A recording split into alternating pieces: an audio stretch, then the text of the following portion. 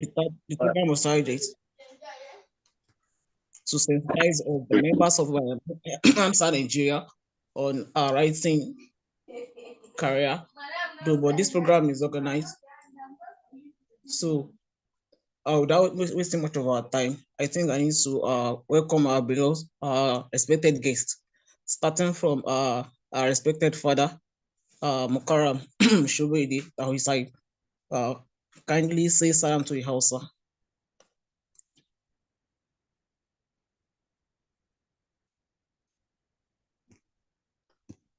Respected missionary, sir.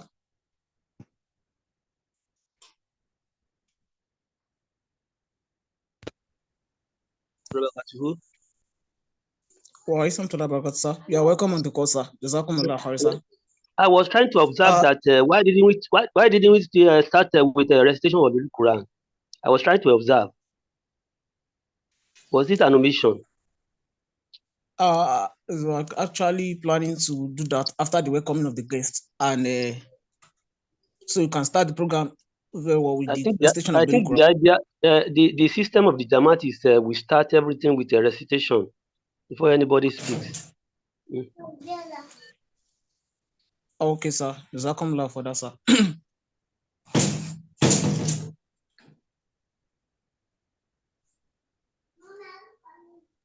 All right. Jazakumullah khairan for the observation, sir. So, assalamu alaikum wa rahmatullahi. So, actually, the program that was given to me, the first agenda was the introduction of the guest. So, let's begin. The Quranic recitation will be done by Brother Alimi Teslim Ayomide. So, please, Bismillah.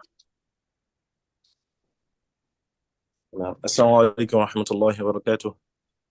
Wa alaikum assalam wa rahmatullahi wa barakatuh.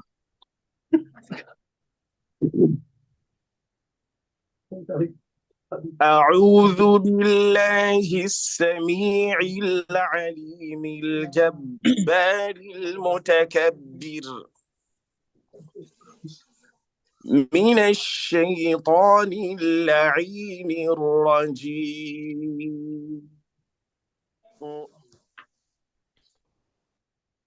بسم الله الرحمن الرحيم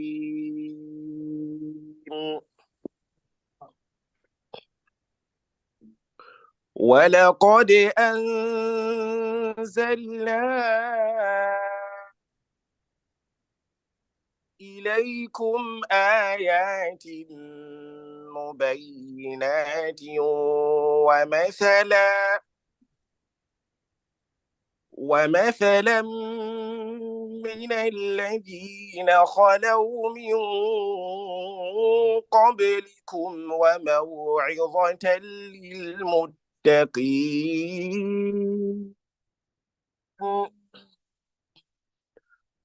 الله نور السماوات والأرض مثل نوره كمشكاة فيها مصباح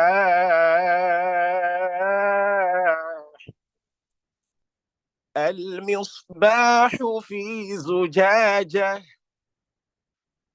الزجاجة كأنها كوكب دري يوقد من شجرة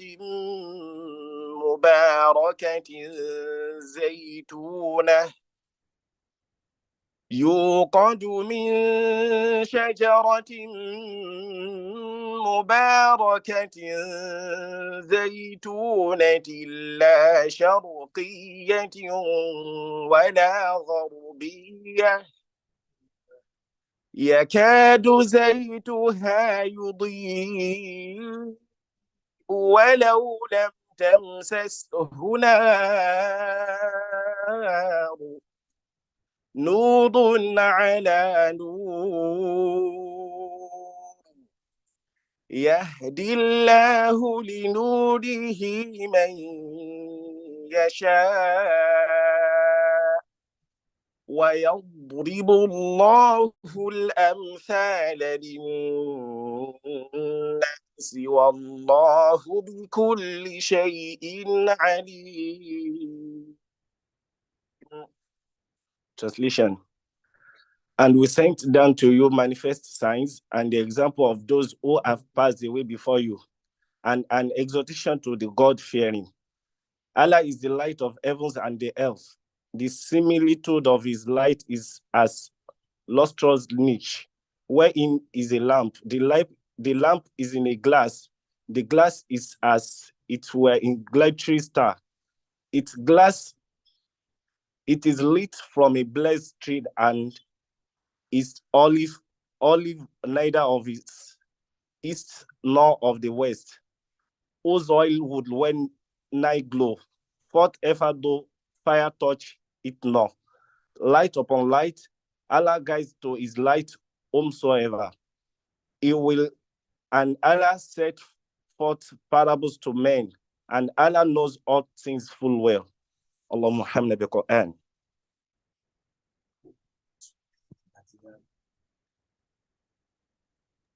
I mean, Jazakumullah khairan for the beautiful rendition of the Holy Quran. So I would like to, let's us take the chanting of Qasida. So after which we'll take the introduction of the guest. So the person that will be doing that for us is Brother Fawad Awadi. So please go ahead. Assalamu alaikum wa rahmatullahi wa barakatuh. Wa alaikum assalam wa rahmatullahi wa barakatuh. This is a poem written by the promised Messiah والسلام, in acknowledgement of Allah's everlasting benevolence and grandeur. بشرى لنا إنا وجدنا مونسا ربا رحيما كاشف الغماء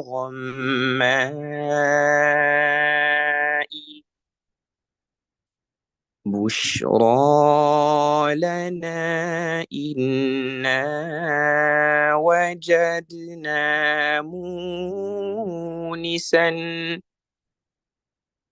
ربا رحيما كاشف الغماء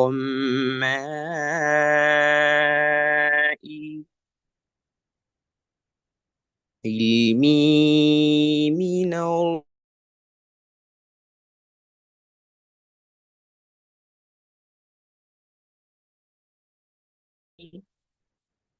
بالله حزت الفضل لا بدهائي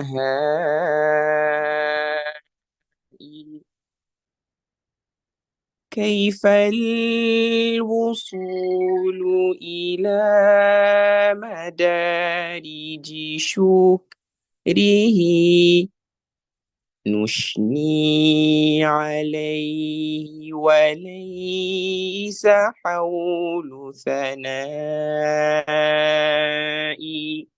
بشرى لنا إنا وجدنا مونسا ربا رحيما كاشف الغماء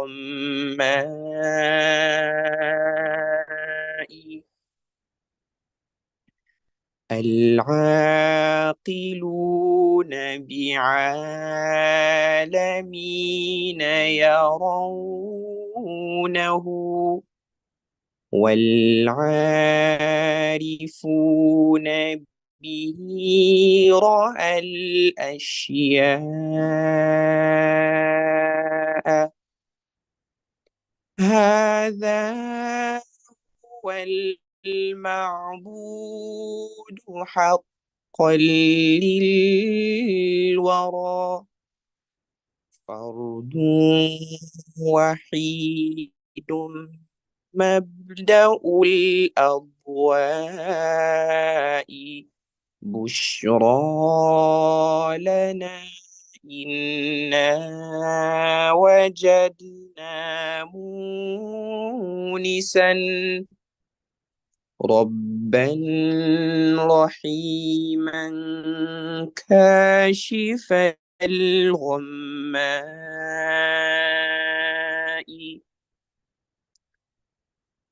الله مولانا وكافل أمرنا في هذه الدنيا وبعد فناء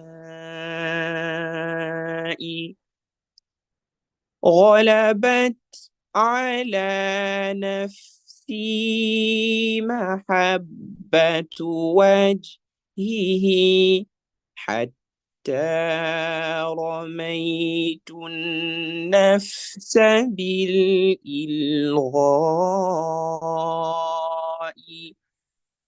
بشرى لنا إنا وجدنا مونسا ربا رحيما كاشف الغماء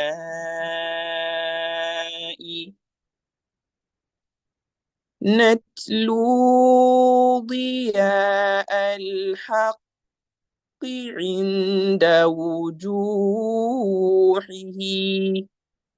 لسنا بمبتاع الدجى ببراء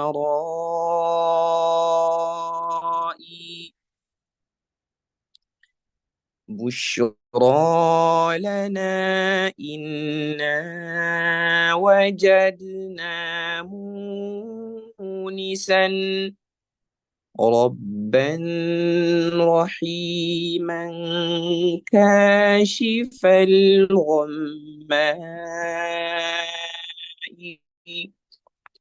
بشرى لنا إنا وجدنا مونسا ربا رحيما كاشف الغماء ربا رحيما كاشف الغماء.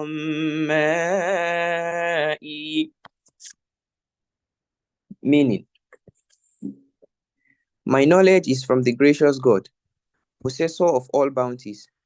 Through Allah alone have I attained grace, not through my own erudition. How can one reach the stages of gratefulness? We laud him, yet we lack the ability to properly laud him. The intellectuals see him through the universe. The enlightened see all things through him. He alone is truly worthy of worship of all creations. He is unique, incomparable, and the source of all light. Allah is our protector and guarantor of our command, both in this world and in the world hereafter. Love for his countenance overwhelmed my soul, so that I cast away my inner self from inferring. بشرى لنا إنا وجدنا مونسا ربا رحيما كاشف الغماء. والسلام عليكم ورحمة الله وبركاته. وعليكم السلام ورحمة الله وبركاته. جزاكم الله خيرا حسن جزاء. May Almighty Allah continue to increase you in knowledge and escalate you in understanding. Amen.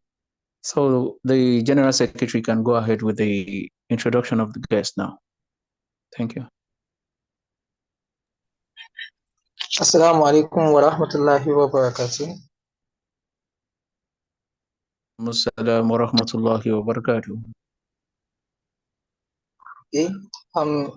First on my list on the introduction of invited guests, I have the chairman of this occasion, Mr. Saib, Mr. Akiyemi Abdurrakib, who is ably represented by the Mutamin Umaru Talaba, and in person of Brother Shuri Idris. Please kindly say Taslim to the AMSA. Assalamu alaikum wa rahmatullahi wa barakatuh. Wa alaikum Jazakallah salam khairan. wa barakatuh. Barakallahu fi. Next is the chairman of Mosque Nigeria, in person of Ustaz Abbas Agbaji, who is ably represented by Secretary Mr. Abdul Qadir Ismail Olariwaju. Kindly say Taslim to the AMSA. Assalamu alaikum wa rahmatullahi wa barakatuh. Wa alaikum salam wa rahmatullahi wa barakatuh. Next is our lecturer for today, who is the National Tabligh Secretary of Ahmadiyya Muslim Jamaat of Nigeria, in person of Dr. Muhammad Bashir Badr. And this is Taslim to the AMSA. Assalamu alaikum wa rahmatullahi wa barakatuh. Wa alaikum salam wa rahmatullahi wa barakatuh. Jazakumullah khairan, sir. And on this note, I'll hand over to the chairman of this occasion, Brother Shuri Idris, to carry on. Assalamu alaikum wa rahmatullahi wa barakatuh. Wa alaikum assalam wa rahmatullahi wa barakatuh. Jazakallah khairan. Ahsan jaza. Yes, without wasting much of our time, I would like to begin with the welcome address from the President AMSA Nigeria. So, the AMSA President, the welcome address, please. Assalamu alaikum wa rahmatullahi wa barakatuh. Alaikum assalam wa rahmatullahi wa barakatuh. أعوذ بالله من الشيطان الرجيم. بسم الله الرحمن الرحيم. نحمده ونصلي على رسوله الكريم وعلى عبده المسيح الموعود. آمين. Firstly, I want to welcome each and every one of us here who has joined this occasion of the National Writing Seminar organized by Ahmadi Muslim Students Association Nigeria yearly. We welcome you all, starting with the respected chairman and our invited guest speakers, and as well as the unit's president, the state president, and everyone, every participant here. We welcome you all today. So as we could see, the theme of discussion is centered around mastering article writing from idea generation to compelling conclusions. So this was chosen as the theme of discussion because of what we are required, because of the expectation from us as Ahmadi students, as jihadists of the pen that we call ourselves. We are no longer in the age when physical defense was the most important thing. Now, what we should be more concerned about is intellectual battles that are ahead of us. So, but it will not be proper to bring ourselves to the battlefield without having the right tools, without having the right war tools. So, and this is why we are bringing these seminar up every year, to enlighten us, to teach us on how we can, improve on our writing, on how we can make use of the pen as our war tool to fight intellectual battles in the cause of Allah. So I want to assure us that today we are going to learn a lot, because we have experienced and well-exposed speakers and guests who are going to be guiding us on several aspects of writing. So let's stay tuned. If you have anyone that needs to be here but is not here yet, let's get in touch with them, because it is better that we all learn from it, and so that we'll be able to make use of them, and we can push the message of Islam further and further. So we pray that Allah make this program a success. Thank you once again for joining. Jazakumullah khairan. Assalamu alaikum wa rahmatullahi wa barakatuh. Wa alaikum assalam wa rahmatullahi wa barakatuh. Jazakumullah khairan. Sana jaza. Yeah. So the next is opening address by the respected Sada Sab, which I'm going to do on his behalf because he's unavoidably absent. So assalamu alaikum wa rahmatullahi wa barakatuh. So the theme, when we talk about writing itself, I'm glad that the program the seminar now about writing is something that we are doing every year on a yearly basis. So just to give us the opportunity, to wake up us from the slumber and to start writing. Because if you look at Allah Himself, dedicated a particular chapter of the Holy Quran, Surah Al-Qalam, that talks about writing itself. When Allah said, "No al-qalami wa ma yasturun," that is, he by the inkstand and by the pen and by that which they write. So Allah was saying something very important there, telling Prophet Muhammad sallallahu alaihi wasallam that he is not a madman, as people had actually, the enemies perceived him to be, that he is normal and he is doing the right thing as far as the call is concerned. When we move away from Prophet Muhammad sallallahu alaihi wasallam, we'll look at Hazrat Mahdi alayhi salam as well. He has a lot of books written in defense of Islam, and that alone has not been beaten by anybody. Fine, we have a lot of scholars, we have a lot of, but then when you look at the quality of the writings of Prophet Muhammad sallallahu alaihi wasallam and all his Khalifa, you would find out that writing is something that is very, very important and fundamental. Today, when we look at, we use a lot of social media handles. A lot of people are on social media. Yeah, they see, a lot of people talk. They say opponent of Islam, opponent of Ahmadiyya, talking down, with a lot of write-ups, talking down about Islam, talking down on Ahmadiyya itself. Some are Christians. They just come up with a lot of, just because they can actually write.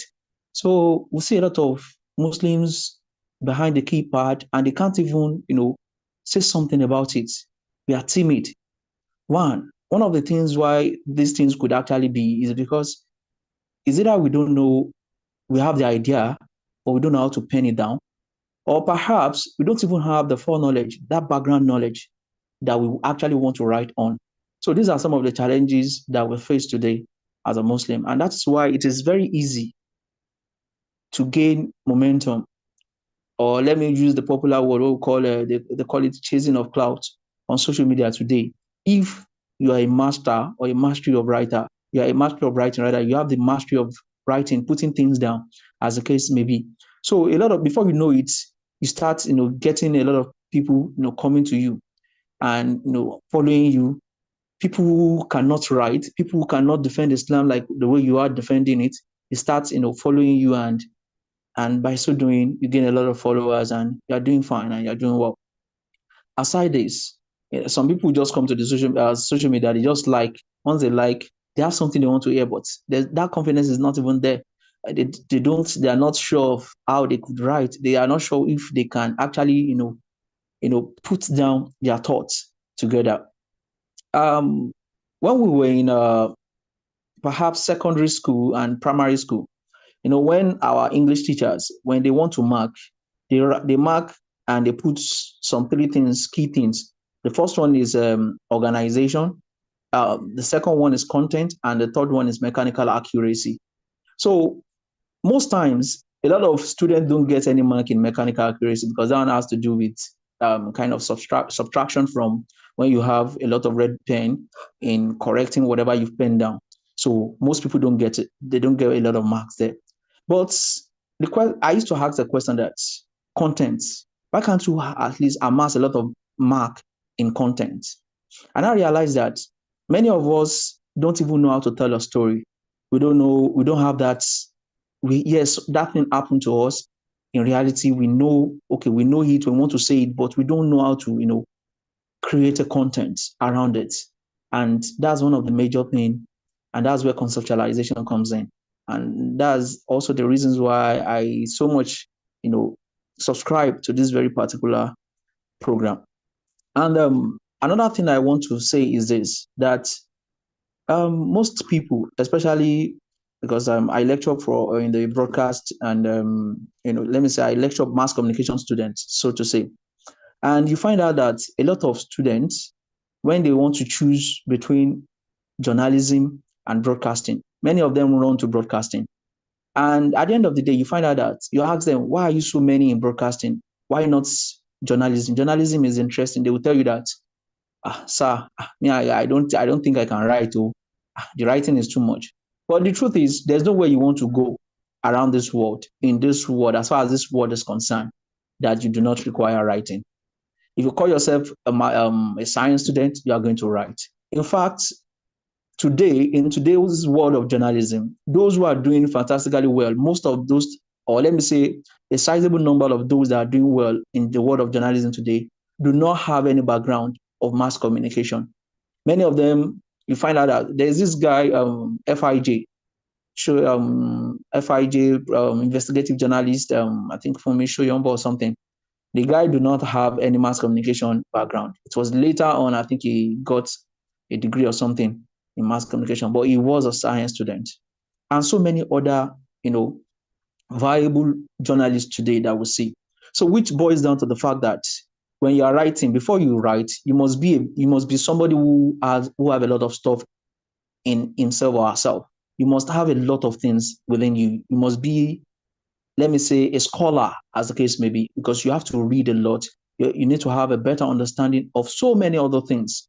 So by that, it propels you, to want to put down your thoughts. You want to write something. That's intrapersonal communication that you are having with yourself. You want to start, putting it down. And also, there's something when I was reading this Surat al-Qalam, I also realized that by the time you pen down some things, your thought, your idea, most times it comes into fruition. You always you have advantage of achieving those things you actually pen down, and that is why you cannot not but write. You just have to write.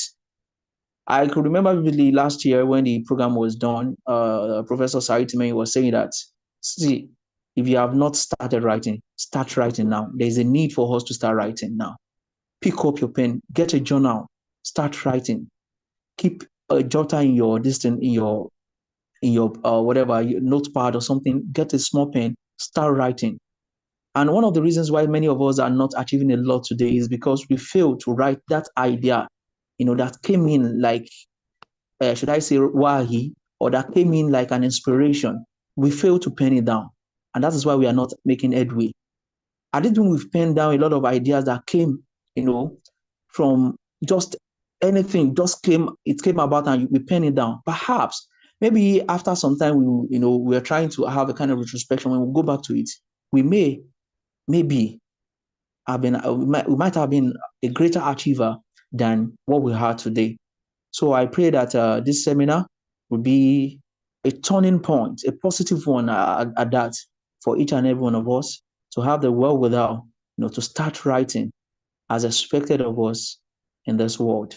And may Almighty Allah continue to bless each and every one of us, as we strive to ensure that the honor of Islam and that of Islam al-Ahmadiyya, is guided judiciously. So, and I'm very sure that the guest lecturer, Dr. Muhammad Bashir Badru, is capable enough, and I'm sure he's going to do justice to it. Assalamu alaikum wa rahmatullahi wa barakatuh. Wa alaikum assalam wa rahmatullahi wa barakatuh. Yes, so let's move on. And I would like to invite Dr. Muhammad Bashir Badru, the National Tabligh Secretary of Ahmadiyya Muslim Jamaat of Nigeria. Bismillah, sir. Wa alaikum assalam wa rahmatullahi wa barakatuh. وبالله السميع العليم من الشيطان اللعين الرجيم بسم الله الرحمن الرحيم السلام عليكم ورحمة الله وبركاته. وعليكم السلام ورحمة الله وبركاته. رب اشرح لي صدري ويسر لي أمري واحلل عقدة من لساني يفقهوا قولي. respected chairman of this call, my beloved father, Uncle T. or Shoboyede, respected Mualim Abbas Agbaje Sahib, and a few others I probably may not be able to recognize now that are on this call. I want to significantly recognize everyone that have made it possible to attend this call, this seminar today. I am so delighted that I'm part of this seminar today. And this is very important to me because the Quran specifically designated a chapter in refutation to what they write about the Quran and Muhammad sallallahu alaihi wasallam. And Allah deliberately denied the Prophet sallallahu alaihi wasallam the ability to read and write by himself. And he, by his might, broke the pen of all writers against the unlettered Prophet sallallahu alaihi wasallam. However, in continuation of that promise to allow Islam to triumph over all other faiths, Allah himself raised the Sultan al-Qalam, Azad Mirza Ghulam Ahmad al-Qadiani alayhi salam, and gave him a title of Sultan al-Qalam. That is significant to all of us. We are all members of this blessed community, and on that basis, we are all compelled, please underline compelled, we are all compelled to become a writer, all of us, without exception. So today, we are going to go through mastering article writing from idea generation to a compelling conclusion. But starting this discourse, I want to try as much as I could to make it as lively as I could. Let me start with some few quotes. I will start first with a quotation from the Quran. Anyways, Allah the Almighty says, "Nun wal qalami wa ma yasturun." This verse from chapter 68 of the Quran confirms the existence of the use of pen for several purposes. And today, we are living witnesses to the use of pen.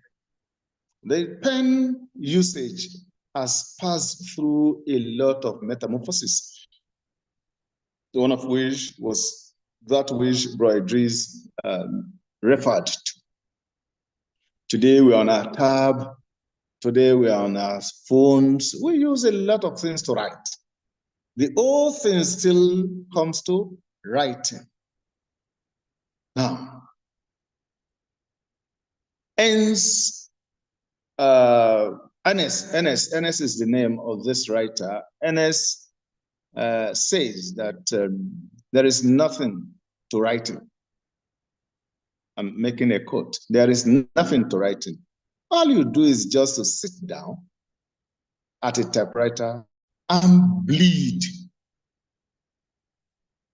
Oh, I forgot to ask this question, whether all of us here are with pen and paper or with our hands and our pads, because we are here to master how to write. Another quote from Stephen King. Those of us who are readers will know Stephen King. If you want to write, that is his quotation. If you want to write, if you want to be a writer, you must do two things. you must do two things.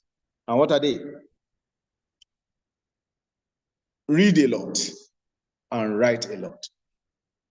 Meaning that if you want to be a writer, you must be a voracious reader. You will have read like 10 books before you can pen a page. Before you can pen a page. But I'm not trying to scare you. I will come to some quotes that will make you so lively that, okay, now I think I can write.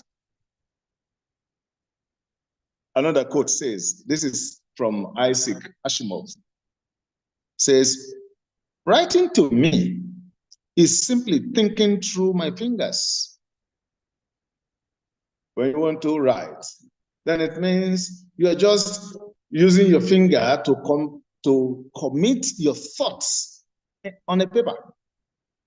So you are thinking through your fingers. That is writing. Another one said, that's Fitzgerald, I don't know how to pronounce that German name.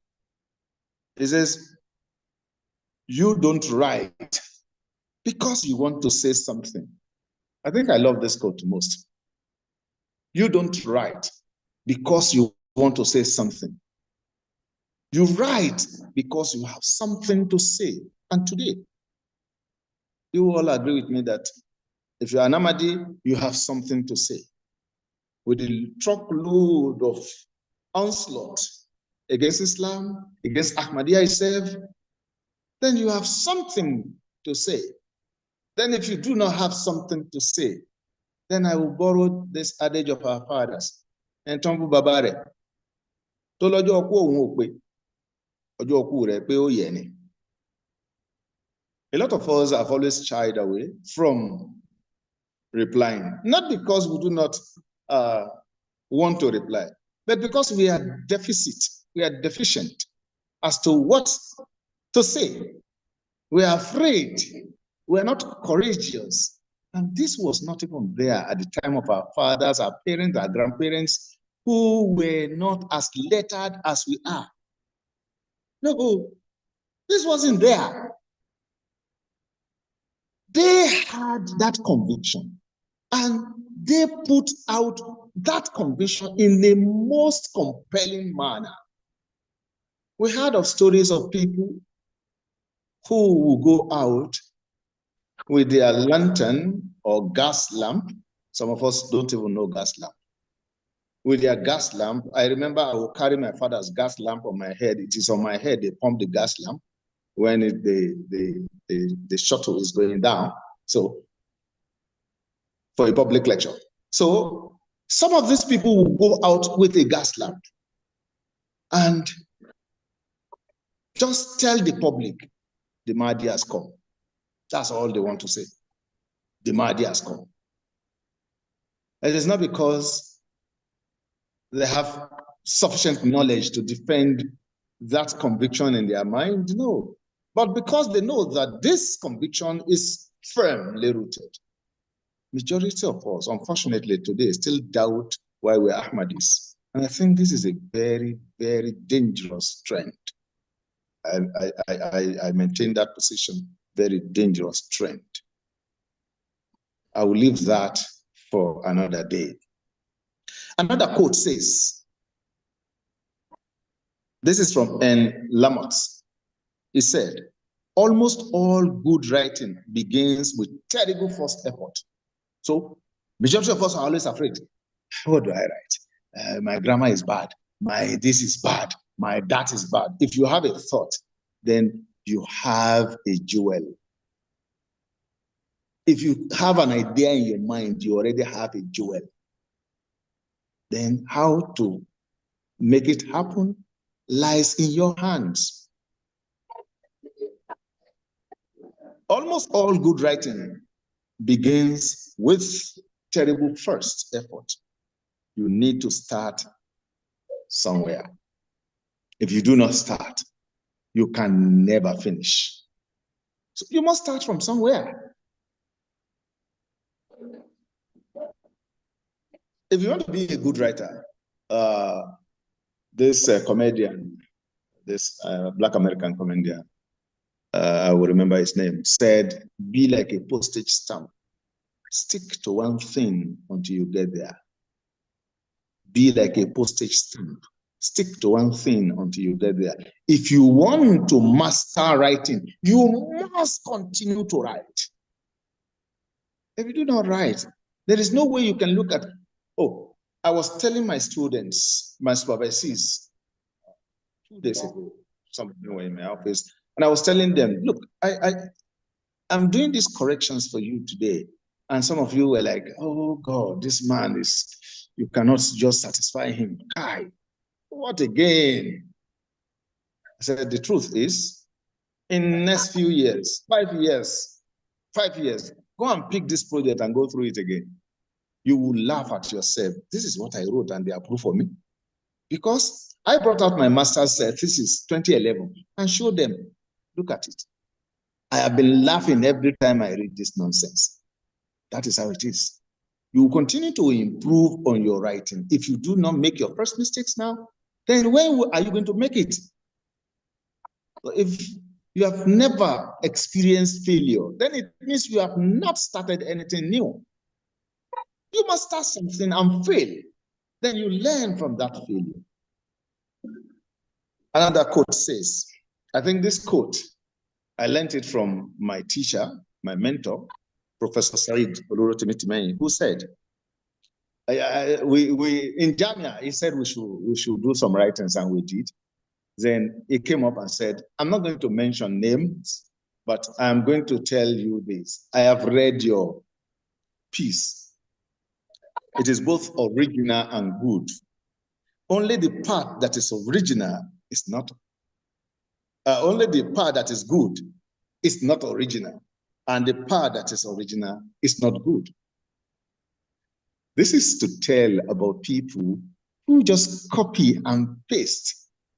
You see it on your platforms and social media, and you see people copying. They read the first line of that write-up and they seem to like it, probably, or somebody shared it with them and they want to share with others too without reading. Some will read just the first line that says something that appeals to mind, and they do not read the entire piece. Probably at the end of the entire piece, it says, in Jesus' name. I have received it. I have received tons and tons of such stupid messages with "in Jesus' name" concluding. And I will now send it back to the person and say, oh, really? Now you believe in Jesus? Say, no. What is it? Say, okay, it means you do not read this piece before you forward it to me.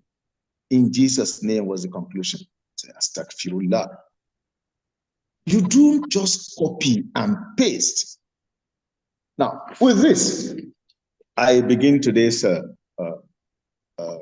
mastering writing, article especially, because this is particular. Article writing may be slightly different from other writings, especially project writing, proposal writing, book writing itself. So these writings have different formats. Now, we're particular about article writing. Article writing is usually regulated by motive, purpose. What do you want to write? So, in the introductory message of Bro Idris, he said, while we were in secondary school, we write essays, and the teacher would teach us COEMA, content, organization, expression, mechanical accuracy. So they teach you all this just to regulate your writing. You want to write article, you want to write paper, you want to write letter, you want to write anything. First thing to master are those. What's going to be the content? What's the volume of what I'm writing? In those days, they would tell you not more than 450 words. When you're writing an abstract to a paper, the abstract maximum will tell you 250 to 300 max. You cannot write beyond that. But that small thing, 250 to 300, must be compelling. Any reader of your article, once he reads the abstract, should be able to know exactly what this paper is talking about. So in our own situation, we are writing articles, especially in defense of Islam. Your introduction must lead an average writer, an average reader to, oh, this is what this guy is saying. In those days, I wouldn't say much of today because I can't remember when last I read newspaper, except the Uzu sermon that I usually try to edit and send to the newspaper that publishes it every Friday. Other than that, I hardly read any newspaper because these phones have seriously robbed us of reading newspaper directly from the store. So I want to start first by telling us that article writing would sit you down and tell you, wait, first, bring your thoughts together. Who is my audience? Who am I writing to or for? For instance, if you are writing a rejoinder, there was a book published some time ago, I think around 2018, I guess, 2018. Analytica, something about Qadiani, Ahmadiyya, the rest of them. Then there is a refutation of that by Razi. And when you look at the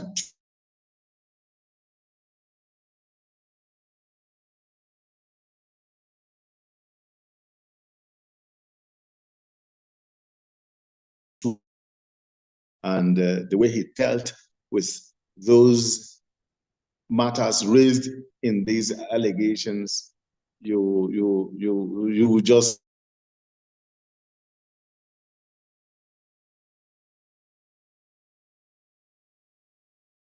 say Alhamdulillah for being an ahli. Will require you foremost to do your outline.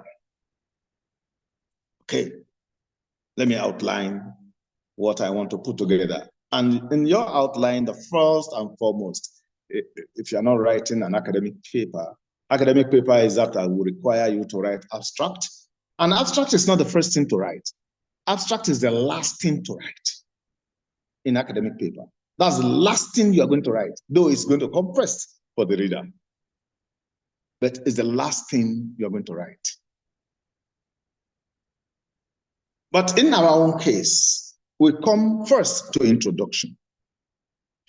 In your introduction, you must first let us understand the information you want to give, the influence and persuasion this write-up to carry.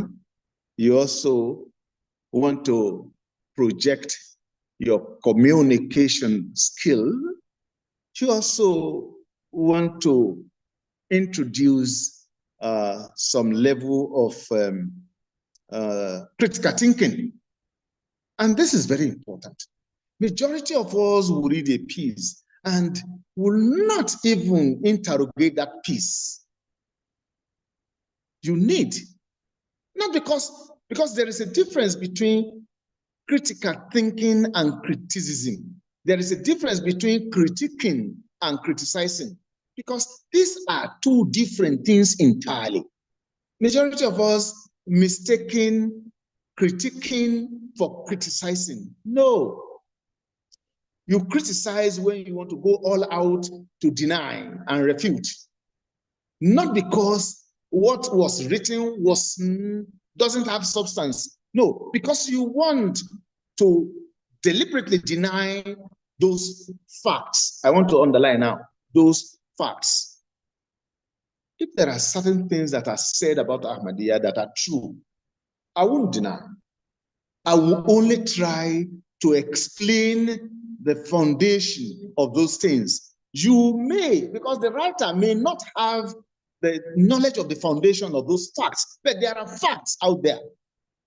You cannot deny that those things do not exist. They exist. But how did they get to this existence? What does a non-Ahmadi know about Shanda Am? Nothing. What is the origin of Shanda Am should be my own understanding, my own response. I remember my second year in the University of Ilorin.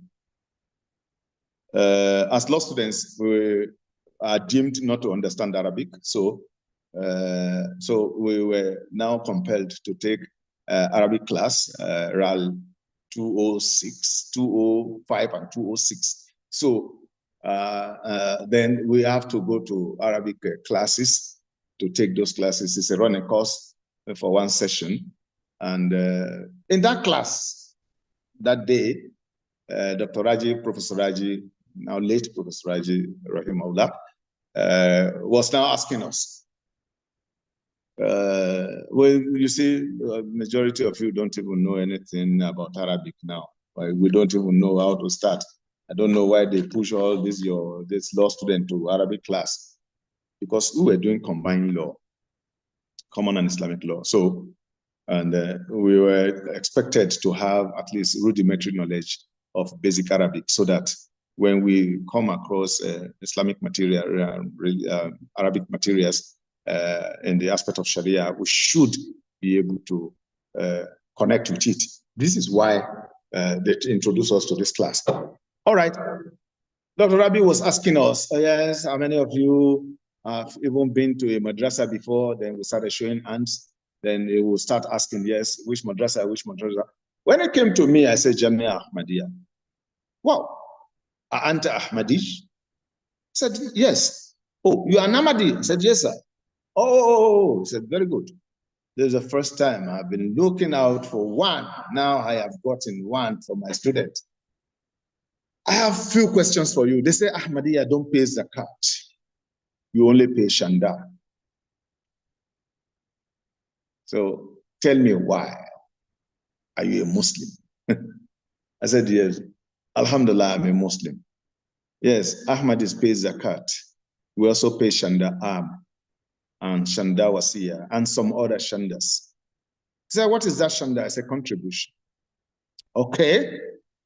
So you pay zakat? I say, yes. Any proof? I say, yes. Good enough. The book I was carrying had my Shanda receipt. And on the Shanda receipt, there are several items listed, including zakat and sadakat. And I said, okay, I think I have a copy of my Shanda receipt. And I brought it out and I showed it to him. And he read through and he saw zakat there. He now said, are you paying? I said, I'm not qualified yet. And you know the principle of zakat in Islam. He said, yes, I know. We went on, and the guy was like, well, class, I thought you enjoyed this class. I'm not asking you to join him, but you can learn from him. I felt like a king that day in that class, because I knew the origin of what I wanted to say. If I had not that knowledge, that will live with me for the rest of my life, because I will have been a disgrace to my faith. The more reason why we need to be very, very well acquainted with the teachings of Jamaat. We cannot, not everybody is not authorized to just to jump on social media and just blow nonsense there. No. So in your introduction, you must have the overview of what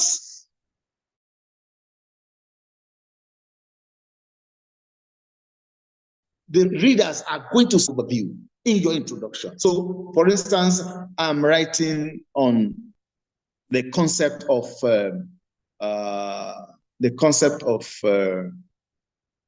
circumcision, female circumcision in Islam. It was a discussion at the faculty as the head of department, Islamic and customary law.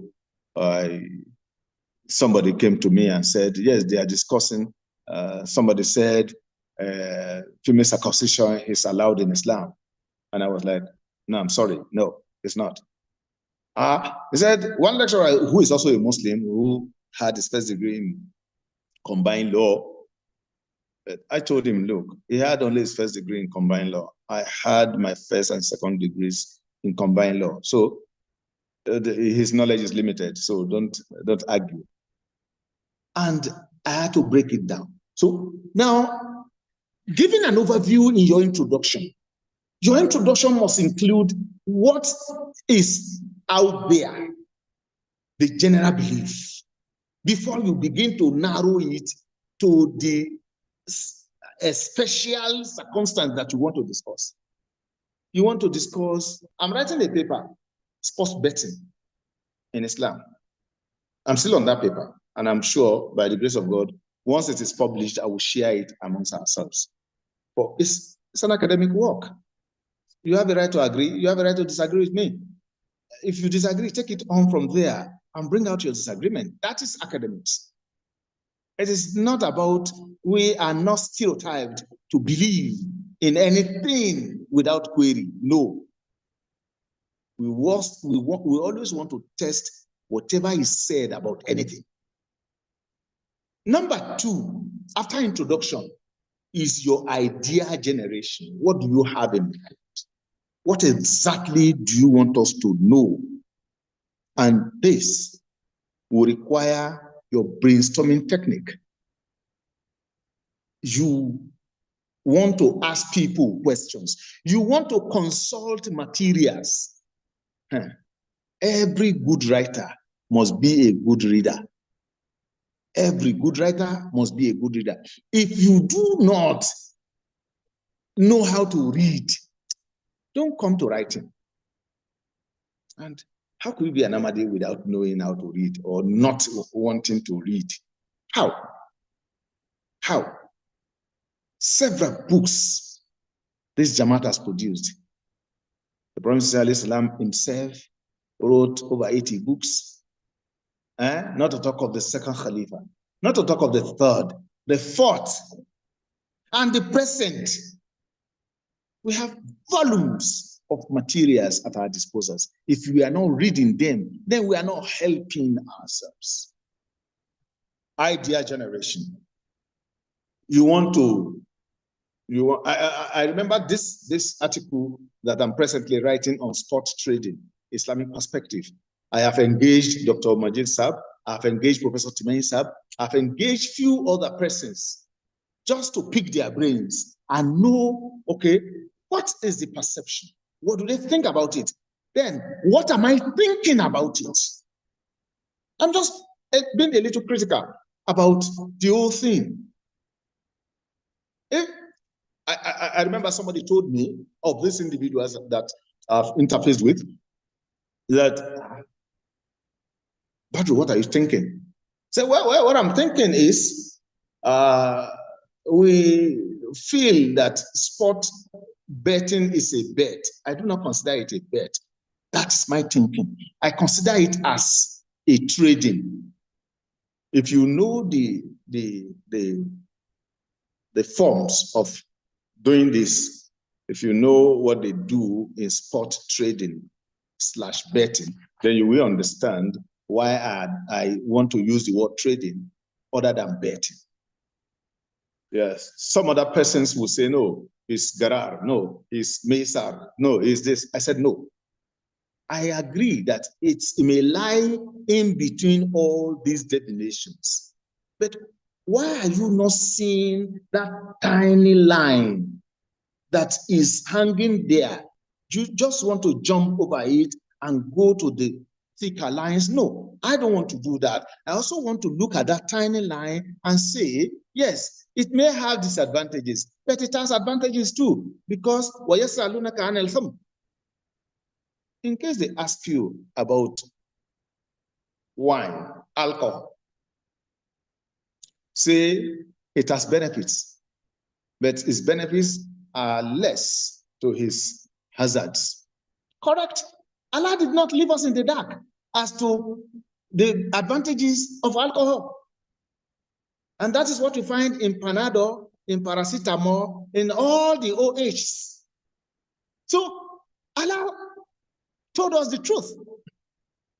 So if now you want to look only at the disadvantages, then you won't acknowledge Allah's useful knowledge to us, telling us if at the end of the day science come and say alcohol is not bad in its entirety, where would Islam put his face?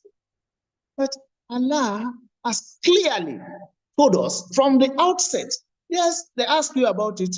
Okay, tell them it has advantages, but its disadvantages outweigh the advantages. Simplicity. So I also want to look at spot trading from the area of its advantages, because I consider spot trading as a speculative trading.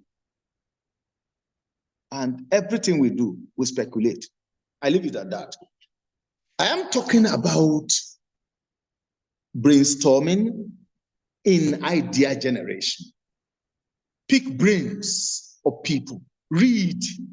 Then also, while you are picking brains, please note everything you are getting from individuals. Put them down. You have your own mind. There is a place your mind is directing you. Never lose focus of that. Though it may change along the line, because you may have more compelling argument than what your mind is suggesting. Then you go with the compelling argument, but do not leave your mind out of it. Ensure what your mind was telling you is communicated in your writing too. That is good writing. That is good writing. Then, under the idea generation, you look at brainstorming techniques, which includes mind mapping, free writing, listing. Then you come to research. Most of the times, to relevant materials to the topic we are discussing. Okay. Again, I have a conference I'm attending next month at ABU Zaria. My topic is artificial intelligence and law. Ordinarily, the relevant materials to me should be on this head. But I have gone totally outside these relevant materials. Yes, I've gotten so much materials about artificial intelligence and law, Then I have gone outside it to look at science. Does it really have benefits the way we have always assumed science to have? Now let me dig deep into sciences and see whether anything to support the employment of artificial intelligence into our life will eventually prove positive for us at the end of the day. Because artificial intelligence today, as it is coming on board or taking over most of the things we do, we may eventually, or the predictions in most writings is that it is eventually going to spell a doom for us. Do I agree? I don't know whether I have to agree yet or not, until I've also conducted my own research to see what is in it. Where is this thing coming from? Today, there is a discussion on GMO, genetically modified organisms in seeds and foods. Majority of us are just reading it without interrogating, without trying to make research. There was a time they introduced one inoculation for girls between the ages of 5 and 15 or something, and they said every girl should take it. I said, my girls, we are not going to take it. Whether I know what it is or I don't know what it is, I will continue to ensure that whatever medical need that they need, then I take them to the clinic for proper medication. Other than that, these things, still today, medical practitioners in Nigeria have kept mute over it, and they've refused to publish anything in the contrary. So I refuse to align. This is just personal. I am saying that when there is anything to write about, sit down, generate ideas, and interrogate, interface with people, try to pick people's brain, do your in-depth research. And let me tell you, no research is conclusive except the Quran. None. Every research you make will end somewhere, and there will be gaps for it to be filled by another researcher. And that other researcher will still have gaps there to be filled by another researcher. So that has always been the style of writing in our world. Then I have talked about your targeted audience. Who am I writing for? I said at the beginning that you must be conscious of what am I writing upon? Why? The 4W and H. So what, why, where, when, and how. And when you look at news reporting, it contains all these 4W and H. What, why, where, when, and how.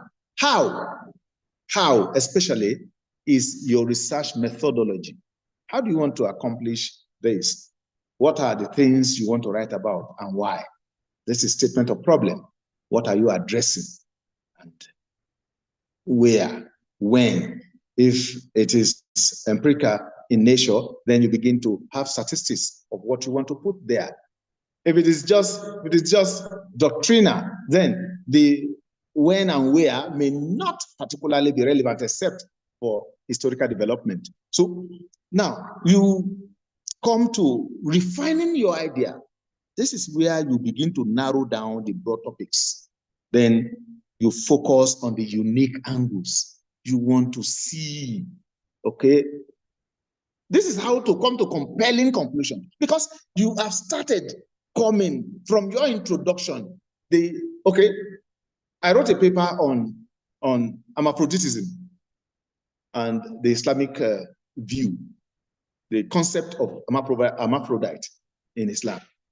I saw a lot of material in that regard, and some of these materials did not ask my question, because my questions are, all right, can a hermaphrodite who has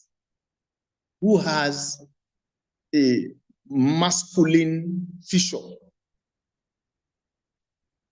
less pronounced, but his organ, his private part the male private part is more active than the female, and though he grows breasts, you mind me, I'm using the word he now because I'm referring to this hermaphrodite as a male. But if you look at that hermaphrodite, you will think it's a woman. Now, this hermaphrodite has been sent to Madrasa to Tahfiz. He has memorized the Quran from that level and is versatile. In fact, he has gone to study Sharia and Quran, and he's so versed. My question is, if he grows to adulthood and got married, somehow, I don't want to go into details, can he lead prayers? Can he become an imam? If Because in the discussion, in all the materials I read, when the male organ is more pronounced than the female, is categorized as a male. When the female organ is more pronounced than the male, is categorized as a female. I said, yes, I agree with all this. But my question is, where does this individual stand in the mosque? How does he fast? How does he pray? There is somebody interrogated with, because I saw her post on Facebook and yes, on social media, and copied a number, and I made a call. And I asked, you were once a member of the Super Falcon team, but eventually they discovered that you are a male and you were relieved. He said, yes. And that has been a battle he has been fighting all along, but he knows that things happen. Okay. So what are you doing now? He said, I'm married. Sorry. You are who? If you look at her, if you look at the picture, she's a female to anybody. But to herself or to himself now, he's a male. He married a woman like herself. Now, like himself, no. Like herself, yes. I don't know. And I said, how? Say, well, I had to take a friend, a male friend, along to pretend as if he's going to be the husband. And I am the husband, actually. Wow. This person, in mosque, as a male, he knows that I'm a man. But if he enters the mosque, where does he stand? The female side or the male side? So these are the questions I am raising in my own article. Hermaphroditism, the Islamic view. So this is how writing should go on in your mind, raising a whole lot of questions. And you may find answers to all, and you may not find answers to all, but ensure that you pen them down, especially those ones you found answers to. And those ones you are yet to find answers to too. You must write them and say, yet, these ones have remained ongoing conversation, and the answers are still being sought. I do that in most of my works because I know it is a work in progress and it will continue to be. Planning and outlining. After idea generation, then you come to planning and outlining. You first must understand why you have to write outline. When they were teaching us essays, they told us outline is very important. Your introduction. How do you introduce the letter? Even if you are writing a letter to a friend or to a father, how do you begin? How do you begin? So organization. How should your words synchronize? They say it must connect. It must connect. First paragraph must be linked to the second. The second must be linked to the third. So it must synchronize in that manner. You must start writing to be able to see, to put this into practice. Because if you do not write, then there is no way you can say, okay,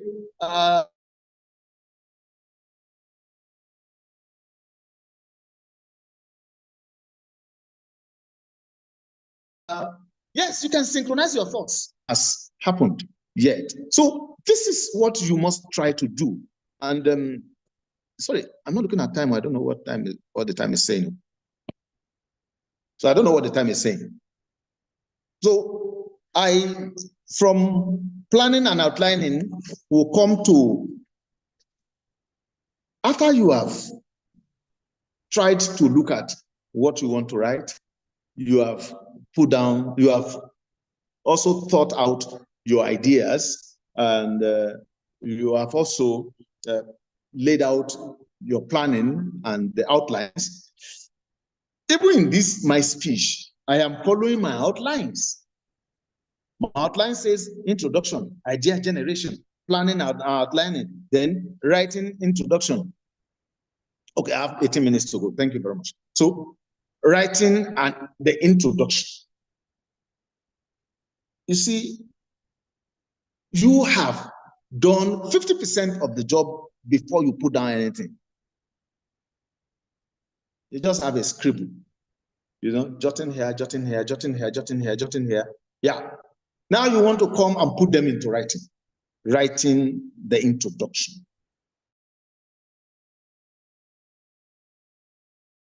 You must. Most of the time,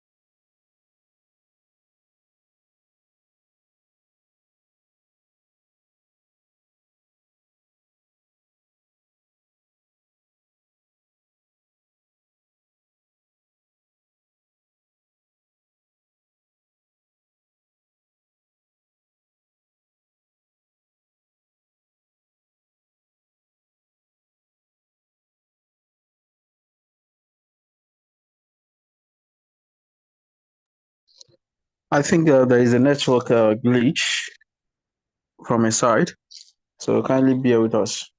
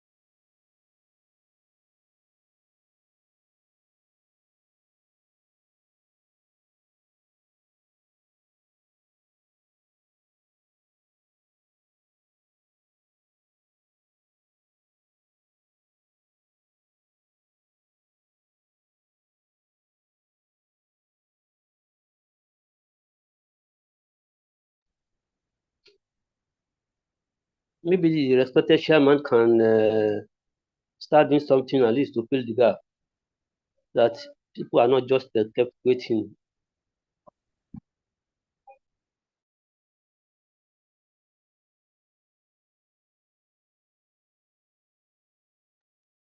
All right, sir. Jazakumullah khair, sir. Assalamu alaikum wa rahmatullahi wa barakatuh.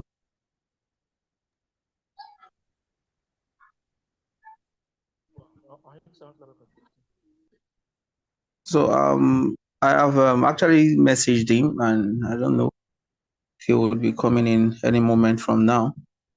But be that as it may, AMSA President, do we have any interlude or something before he comes around? Not at all, sir. We don't Oh, have that okay. plan. Oh, all right, no problem. Okay, so let's while we're waiting for respected Dr. Barrister Badru, I think we can take some of the guest remarks for those who are readily available. So I'll start with our father, Tawhid Shoboye Desayu. So to please give us one or two words as far as this theme of discussion is concerned. Bismillah, sir. Assalamu alaikum wa rahmatullahi wa barakatuh. Wa alaikum salam wa rahmatullahi wa barakatuh.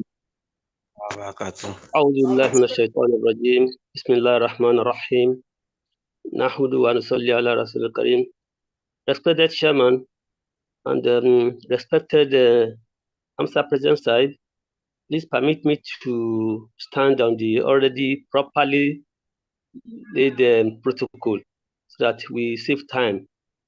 I want to thank you for the honor done me to be part of this program, because anytime I have any opportunity either to read a good book or listen to a good speaker like we have had today, I always learn, well, not really new things, because as it's always said, there is no new thing under the sky, but you always learn new ideas of doing things or new ways of doing things.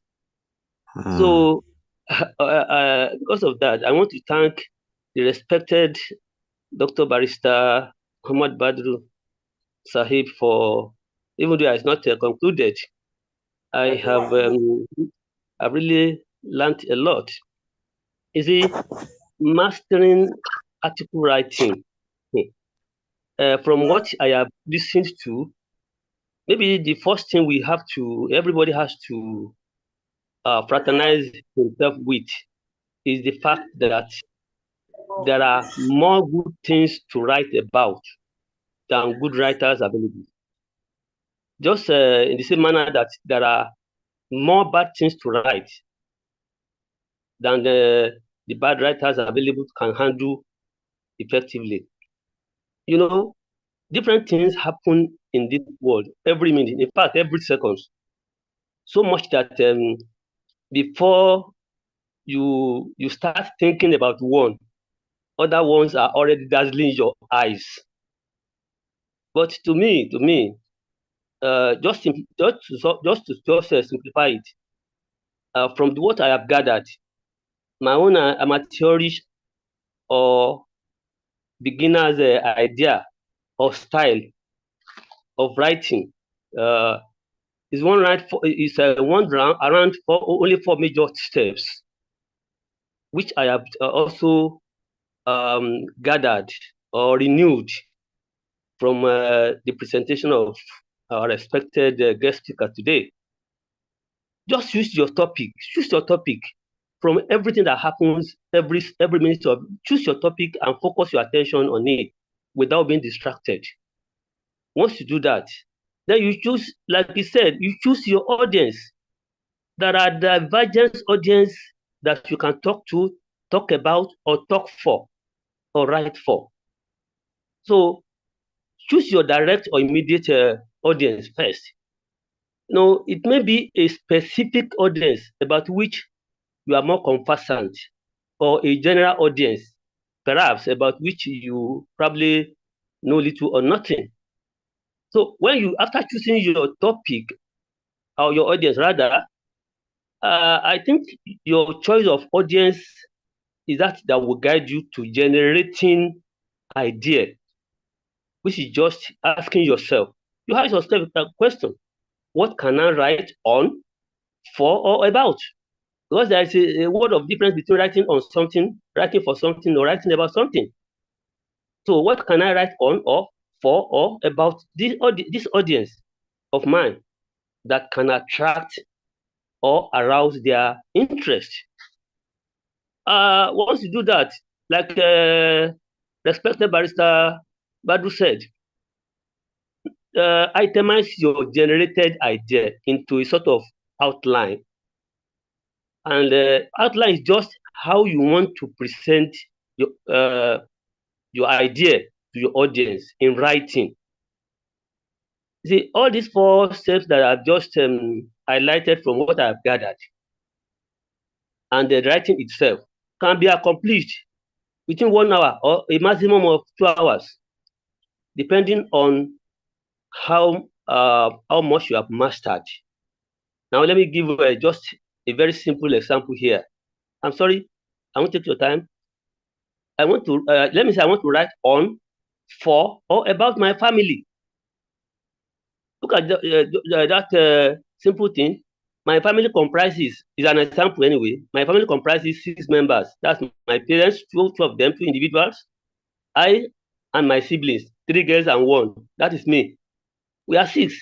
These are 6 individuals. Every one of them living in a different world of his or our own, and with different hopes and aspirations and sentiments. Remember, it is not the same way I will address my dad that I will address my mom or my siblings. So my family is sort of a mixed audience.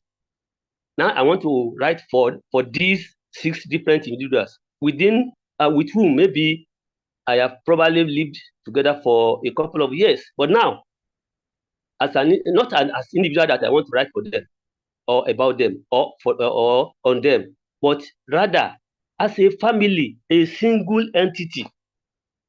You can see it may be complex, but it's a very simple example. It may look complex to some people that you want to talk to 6 individuals in just one language. It may appear complex, but it's a very simple. If we start from here, we will definitely end up convincing ourselves that we must have generated more than enough ideas that will compel. I want to emphasize the compel, that compelling, that will compel us to declare within our individual selves that, look, I just must put this to writing. In fact, you have confidence in yourself. To me, the only thing that may probably prove a hindrance is a weak or bad tool of the trade. And the tool of the trade is a mastery of whatever language in which one intends to write. Yoruba, French, Arabic, or whatever language. That's the tool of the trade. So that one does not end up creating more noise in one's writings that will distract the attention of one's audience rather than attract them. Some people think when we talk of noise, they feel is when somebody is making noise or doing certain things, anything that creates confusion to your audience is a noise. If I have to look at every word in the dictionary before I understand your presentation, that's a noise. If the spellings are terrible, like the AMSA president said in his opening address, that if your mechanical accuracy is nothing to write home about, it's a noise. Sometimes I will just 1 paragraph or 2 pages of your paper and I put it aside. I close it. So of course, that also has its solution. Always give your writings to someone else to edit and proofread for you before finally sending it forth for publication. Besides, this is a digital age in which you can ask any question from either Google or artificial intelligence, even though our guest speaker is already writing paper on artificial intelligence, how relevant or whatever, until he finishes his material. So you can write and get right responses, or at least near right responses almost immediately.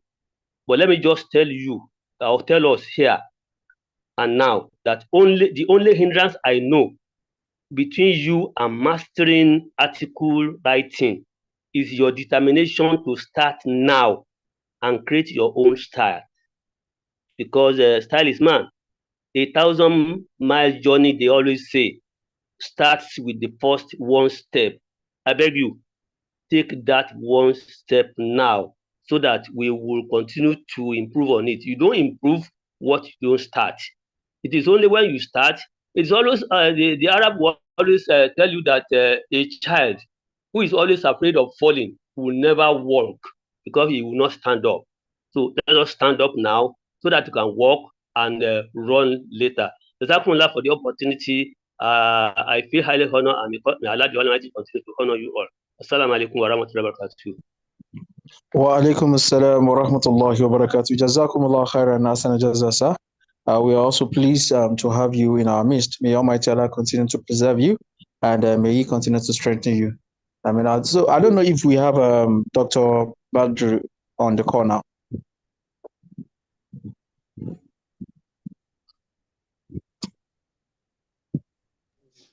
It's not here. I don't think he's back. I don't think he's back yet. Oh, He's not okay. back yet. So, all right. I would like to call the next guest that we have.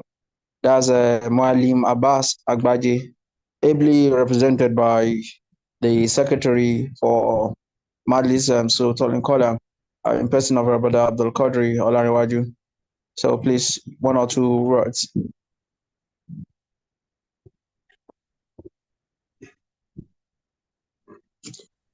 Brother Abdul Qadri. Assalamu alaikum wa rahmatullahi wa barakatuh. Wa alaikum assalam wa rahmatullahi wa barakatuh. No, I will wish if other esteemed guests can go first. Hafiz Shino Saib is a mentor and to many of us and the likes. But if the chairman wants me to speak, I would like to. Don't worry. I will still call him. I want it to be based on the list I was given. Yeah. Okay, sir. So I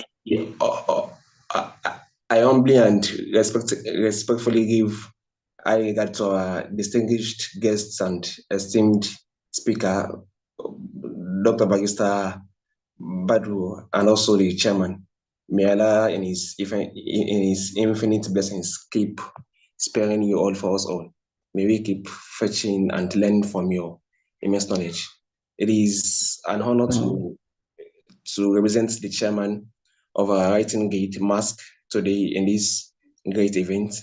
I stand before you all with great humility, deeply inspired by the incredible talent and wisdom in this room. The speaker and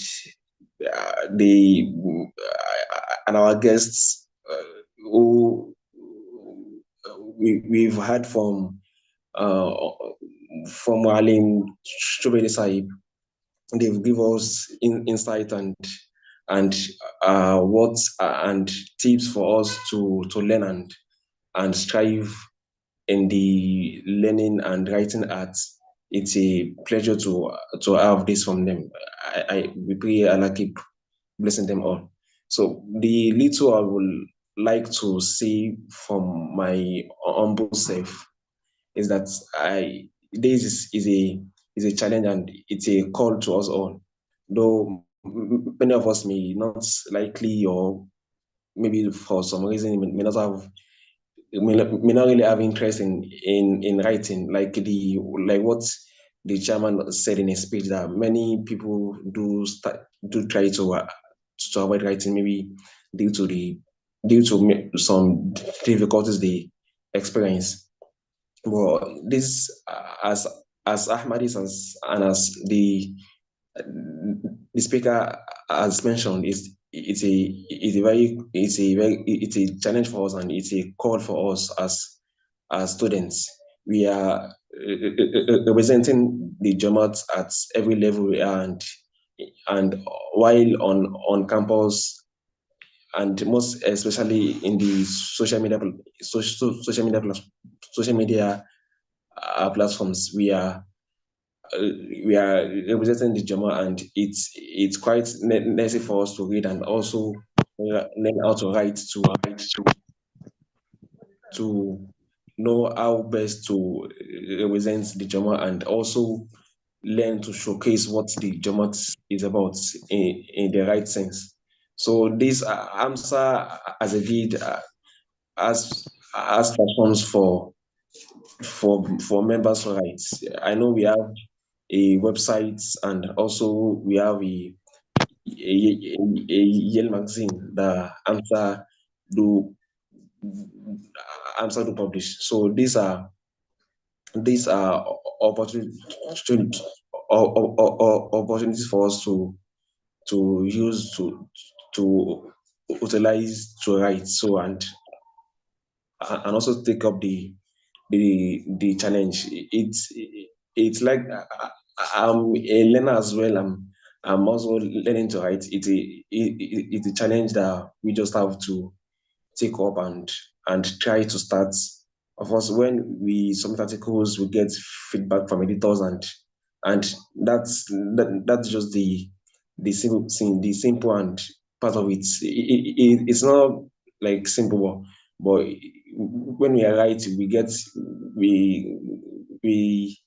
we get feedback, and this is a way for us to improve and know to learn what is right and what is needful for us to learn. So Mask is as an organization is an organization for Muslim writers, of which the members are mostly MCAN members, and of course AMSA members are MCAN members. So what the gate does is to write, to publish articles that represent the Jomo and that are in line with the mission of the promised Messiah. So it's going to be right and pleasant to have AMSA members join the guild. So to start and have this possible, we need to start writing at least from AMSA level, to use the platforms AMSA have for us, the magazine and also the website to start from. Then from there we can go and also become members of Mask and join writing guilds, other writing guilds we have. In fact, the Jama has many opportunities for us to learn to write and showcase the writing skills we have. Al Hakam is there for us. We can always write and send articles to them for review and publication. Even we have a review of religion. So these they are guilds and they are organizations which we can write and send articles to showcase what we know about Islam and what we have as regards our writing skill. So what I would like to use as my end note is what I got. I watched a recent episode of This Week It Was So, where a Nasser asked the Khalifa or that she's somehow shy to use hijab in the right way when she's in school.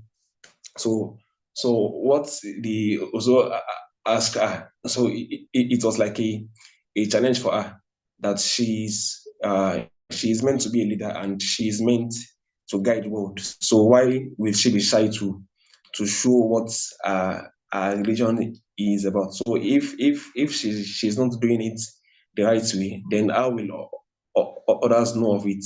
So this, if you take this also to writing is a way for us to show what the Jamaat is about. So if we are not doing it, if we are not taking step towards this, then no one is definitely going to do it for us. So it's a challenge for us, and it's what we just have to learn and know how to do. I pray Allah make it possible for us, and may Allah bless our pen and reward our effort in His cause. Jazakumullah khairan.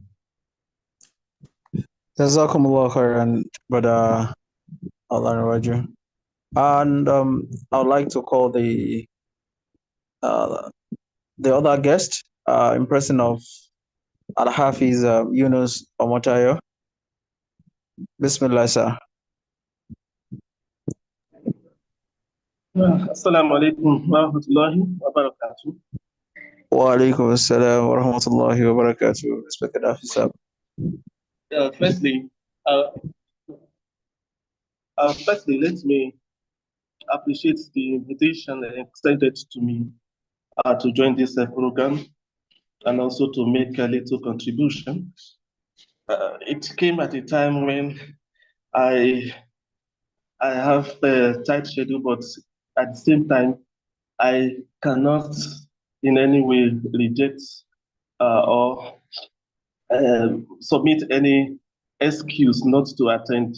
Because just a few weeks ago, Muslim Writers Guild of Nigeria invited me for their seminar, which I accepted, but later gave excuse that I will not be able to be available.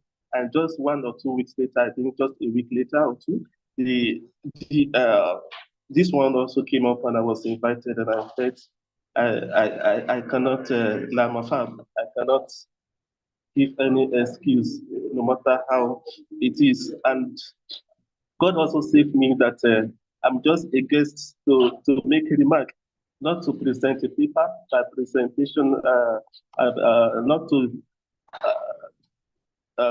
deliver a speech as such, which Dr. Badru Sahib has scintillatingly done justice to.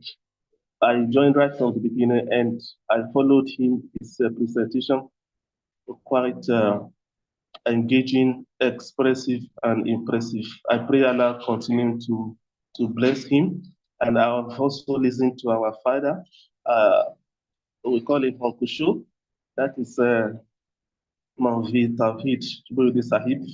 His contribution also quite valuable. And our brother Abdul Qadir, who has also spoken. And coming on, going through this journey from Dr. Batu down to the last guest that have spoken, I think I would just say that what is left for us now is an action.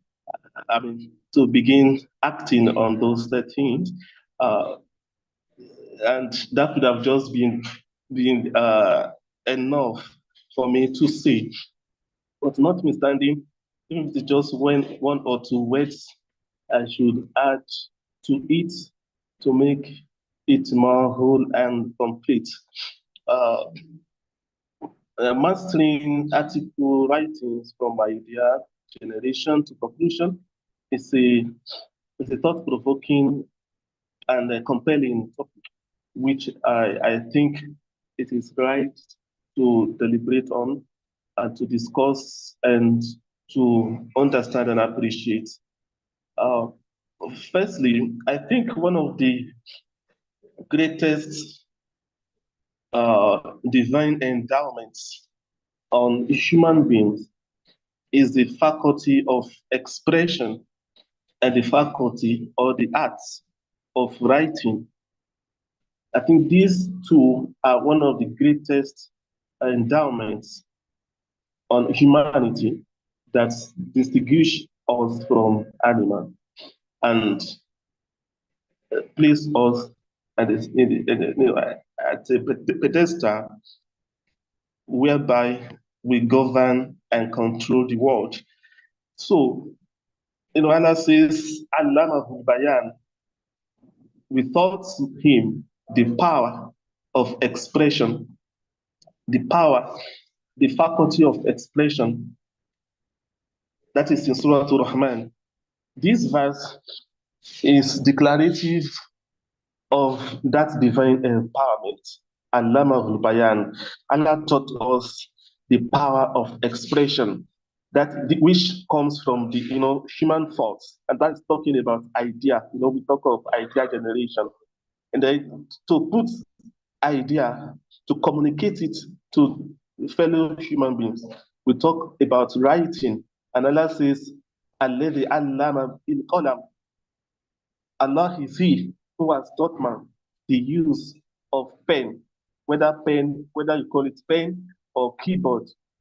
In today, the fact is that God has again empowered us with the tool to communicate our thoughts, our ideas and opinions, our beliefs and doctrines to the world. To immortalize our thoughts is to communicate it, whether in writing in books or in audio writing, that is speech or video. This is a way to immortalize our thoughts. An idea that just comes from your mind, it is personal to you, but you can transfer it to the entire generation of human beings by writing, and you immortalize that. It may just be a tiny idea, but when you communicate through writing, you immortalize it. Quran has been handed down to us, over the centuries, and it continues to exist. And there are so many books before the Quran and also scriptures. But the wealth amassed by somebody speaking. Hello. Please go ahead, sir. Okay, sorry. See, I had a sound. Okay. So the wealth properties are amassed by people of the past, centuries back, but back, they are no more to be found now. One Arab composed an Arabic poem. He said, أين الملوك ذو تيجان من يمن وأين منهم أكاليل وتيجان وأين ما حازه قارون من ذهب وأين عاد وشداد وقطان. He said, where are those kings in Iran, in Thamud and Ad, that built kingdoms, they built kingdoms and governed their people. He said, where are Aina Qarun? Aina Mahazahu Qarun? Where are the wealth amassed by Qarun? And so on. Ata alal kulli amrun la maradda lahu. Ata qadahu faka'anna al-qawma ma kanu. All these people, along with all the powers, the kingdoms, the wealth which they amassed, they have gone, left the world, and we don't have the traces of many of them. But when you pen an idea down, then you immortalize that. Then we speak of Plato, we speak of Socrates, we speak of Aristotle, we speak of Ibn Khaldun, Ibn Sirin, all these writers, great writers, they immortalize their knowledge, they passed it down to us. And so we can pass knowledge down to next generation through writing, but wealth, we can't. After 100 or 2 decades, 3, 4, 5 decades, the house is gone and so on. Even the wife you left behind, married to another person, and so on. But what you write, you immortalize it. So when we have this kind of understanding, it should spur us to writing. And that's why I start from that note. And next to that, now we talk of idea generation. When you talk of that, you're actually asking about what to write. What to write. You want to know what to write. And I remember about 4 or 5 years ago, one of the AMSA member was asked me about how do somebody generate idea? What you want to write? Do you come about it? What topic to write about? And I said there are vast things to write about, but you have to consider a whole lot of things. When you ask yourself about idea generation, you're asking about what to write. And when you ask yourself about what to write, you are asking yourself, that you want to think to write. You think to write. That is the level of conceptualization of idea. You think to write. You can't write without thinking. You have to generate idea. And that act of generating idea is thinking. So the first thing is to think to write. Now, when you think to write, you are considering many things. It could be personal. It could be the world around you. Okay, as an Ahmadi Muslim, you think about this defensive writing because there are a lot of allegations against Islam and against the Jamaat. And so if you want to generate idea, then you think about this defensive writing. What can what are the allegations that I can write to defend Islam, to defend the Jamaat? So to get an idea, you think to write, and you think about defensive writing. You also think about comparative writing. That is, there is Islam in the world. There are about 4,000 religions in the world today. But out of this, we know the leading one. Christianity is leading. More than 2.5 billion human beings are professing Christianity. Then we have 1.8 billion Muslims professing Islam. And so these religions, they are competing, and we want Islam to prevail in accordance with the prophecy of Allah in the Quran. "Huwa alladhi arsala rasulahu bil huda wa dinil haq liyudhhirahu ala dini kulli." We know the verses in Surah Al-Asaf, chapter 60, 61 verse 10, and also in Surah Tawbah, that Allah is the one who has, sent his messenger with truth, a religion of Bilhuda, with guidance, a religion of truth, to make it prevail over all other religions. So, in this competitive world of religions, you want to have a comparative writing whereby you put Christian ideas or thoughts or doctrine or teachings or belief in one side, and you place that of Islam in another side, and you just oppose it with a view to showcasing the superlativeness of Islamic teachings. That is comparative writing, and there are so many topics you can think of, to generate idea about, to write. So I'm just trying to take us through that idea generation practically. That's how do you sit down to think of things to write, to generate, to get idea about things to write. And the other is the second one. You can think about writing, comparative writing, comparing Islamic teachings with the issue of Jesus is this in his Christianity, is that in Islam. Issue of, okay, this is Islamic teaching on this social practice, cultural practice, this is Christian teaching. So which one, that is comparative, then which one is superlative? So you bring it out through your writing. Then it may not be defensive. It may also not be comparative. It could be just expository. So you just look at the thousands of ideas, issues Quran has raised, for example, and you pick one out of it with a view to write an expository, writing on that. And there are vast ideas from this perspective that you can lay your hands on and write. So I'm just trying to be practical and also brief. So when we talk of what to, when you ask what to write, I think these are practical way we go about it. And before you know it, you have so many things to write. And this question also it does not limit itself to what to write. To write from idea generation to conclusion, it's also talking about how to write. It is one thing to know what to write. It is another thing to know how to write. And I think I will not delve deep about that because respected Dr. Bashir Badri Sahib has touched on those areas, and also the contributions from my earlier guest speakers.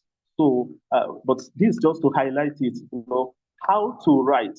You must write beautifully. Let it be edible and intelligible. It must be understandable to people. Respected Shoboide Sahib spoke about noise. There are various types of noise. We have grammatical noise when you are just blowing grammar and people do not understand it.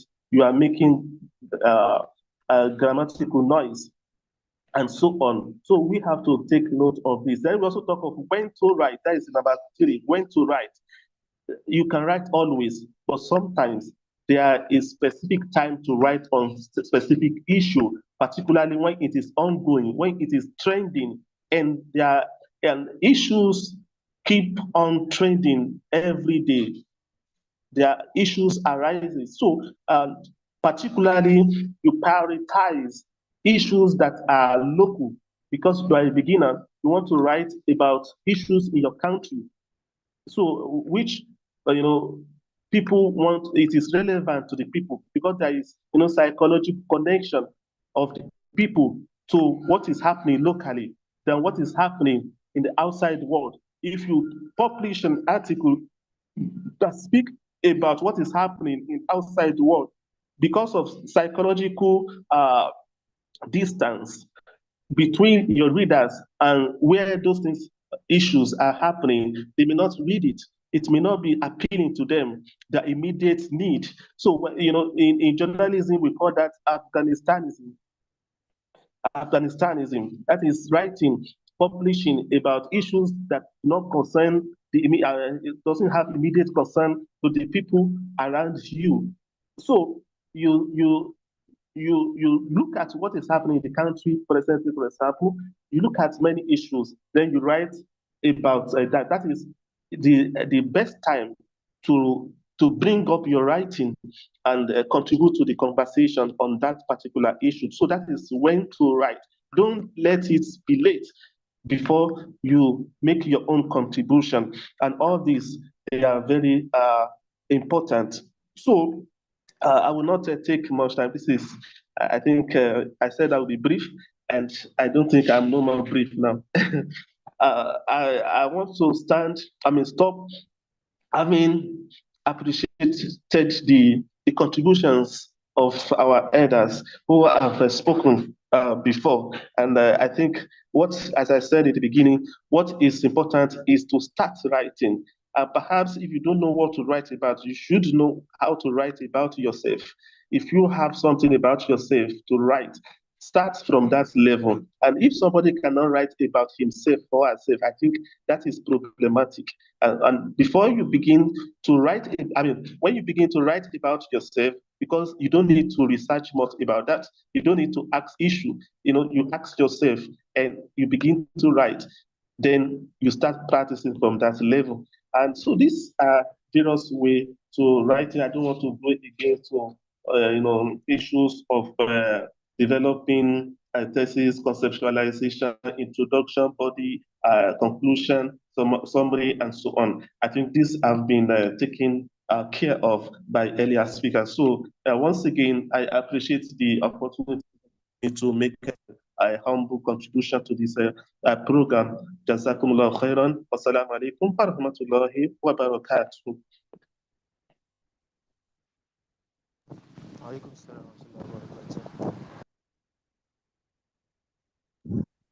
وعليكم السلام ورحمة الله وبركاته. جزاكم الله خيرا. حسن الجزاء, respected Al-Hafiz Yunus Amataya Saib. Now I think we can take, I don't know if Dr. Badr, I saw him on the call not quite long. Perhaps the network is not yet stable. But it's no longer there. Oh, okay. Jazakallah, sir. So we would like to take a few questions and answers. Question and answer section before we hang the curtain of today's seminar. So if you have any question, kindly write it. Yes, let's start writing now. So kindly write it in the group. So we'll take the ones that are available.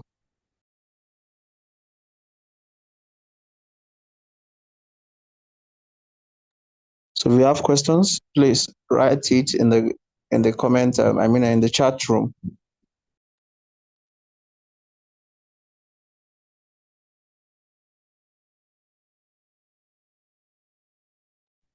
We are waiting.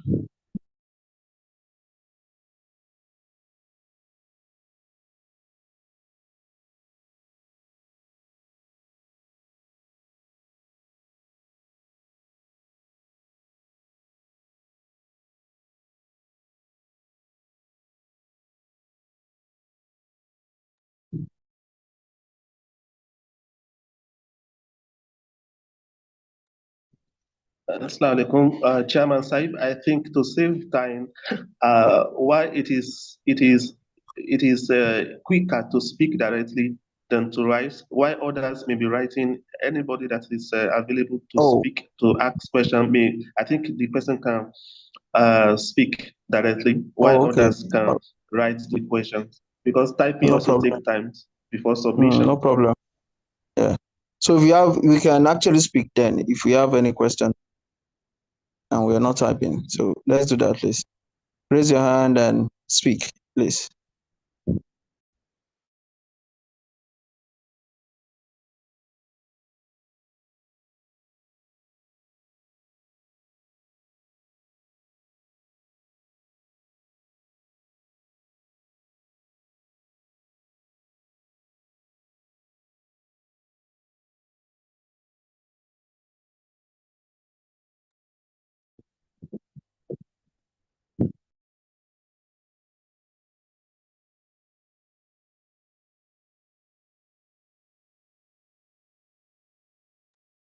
It seems the message is very clear and understood. Oh, okay. Oh, this is from our respected father. He said, please, what outlets do we have for intending writers to publish their articles if found publishable? So what outlets do we have for intending writers to publish their articles if found publishable?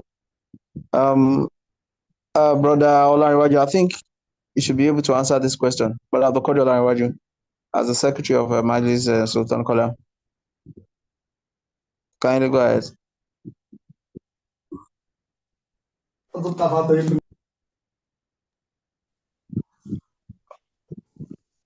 Assalamualaikum, sir. Wa Okay, alaikum so salam. okay, I would like to first provide the uh, uh, outlets for AMSA members before mentioning that of mask.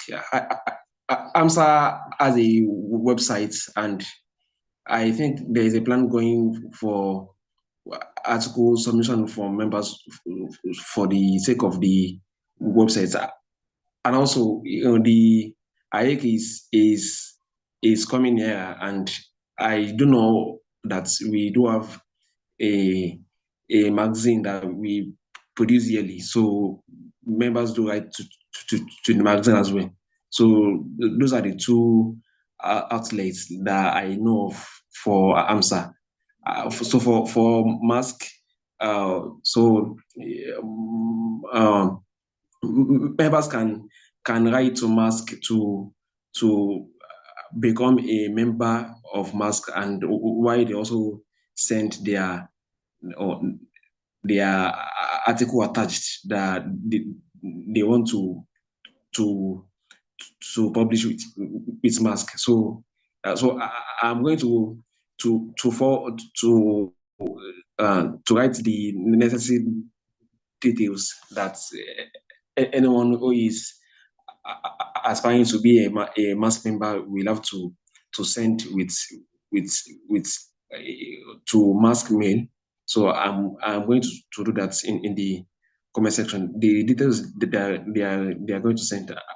So they are going to send those details with an attached piece to show that they are really a writer before they can join the the writing guild mask. So after that, then they can be writing and submitting their articles to mask. We already have many actual members in mask, and we have few that joined to in recent time. So it's going to be a pleasure to have more AMSA members join mask.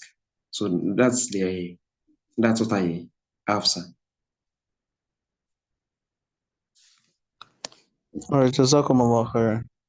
So the details can be forwarded to the AMSA president as well, so that they can do the circulation. So if people have articles or any other thing that they want to publish, so they can do that. Also, I think in addition, aside the fold of the Jama, there's some other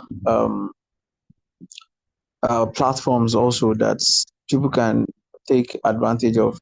In fact, these days there is a platform that where you write, you get paid for writing and some other things like that. So I would forward the details as well. I'll forward it to the AMSA president. Jazakallah. Assalamu alaikum. Mr. Chairman. Wa alaikum salam, sir. Go ahead, sir. Maybe I should inform us that the Jamaat, the Truth Municipal has been revived. And I think I've read many posts on it requesting for members who could write articles or whatever to contact them. I don't have the address, but I think I've read a post from the members of the editorial board about the revival of they've just been inaugurated. Oh, all right, that's interesting, sir. So would I think the AMSA president kindly notes also that these are part of the information would get across to all AMSA platforms. So for those who are interested in writing, Jazakumullah khairan, sir. So I think we have another question. Assalamu alaikum wa barakatuh. This is from our brother Lawal Ibrahim. He said, number one, I just want to ask if some of the articles mentioned by Barrister Saib on genetically modified objects and AI laws can be made available publicly. Yeah, I think he said it at the course of his lecture that he would make them available as soon as he's done with it. So I can't confirm that he said so. So how can we reach out to experts to proofread our articles? Oh, well,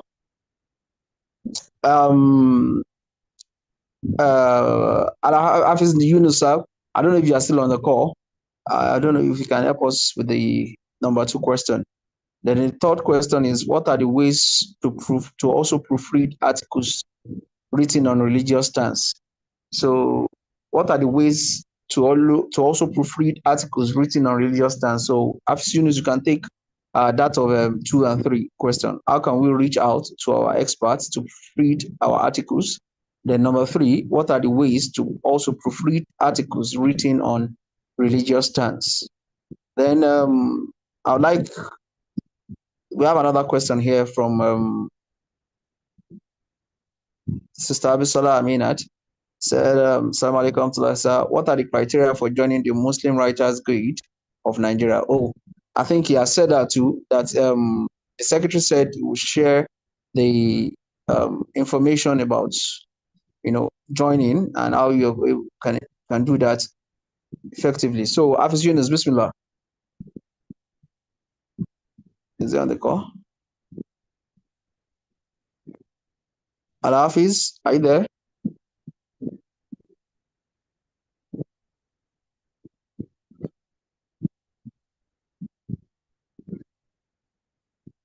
Okay, yes, then he's there. Maybe he's busy somewhere, but he's there. I think he's busy. Assalamu alaikum, sir. Adadi, can you please help us with an answer to the question, sir? Well, as far as concerned, expertise is a relative word. That how do you get your experts to proofread your write-ups or things like that? But one thing is clear: even no editor can edit himself, because if you write and you read it 10 times, you will correct it 10 times. And that is why it has to be given to someone else to read for you.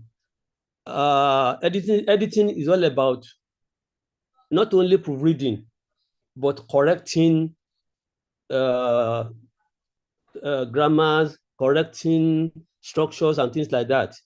So you can give it to anybody who you think is easily accessible to you, and the address of whom you know that I've just written this thing. Now you have the editors of AMSA magazine, you have the editors of Mask, and you have the editors of The Truth.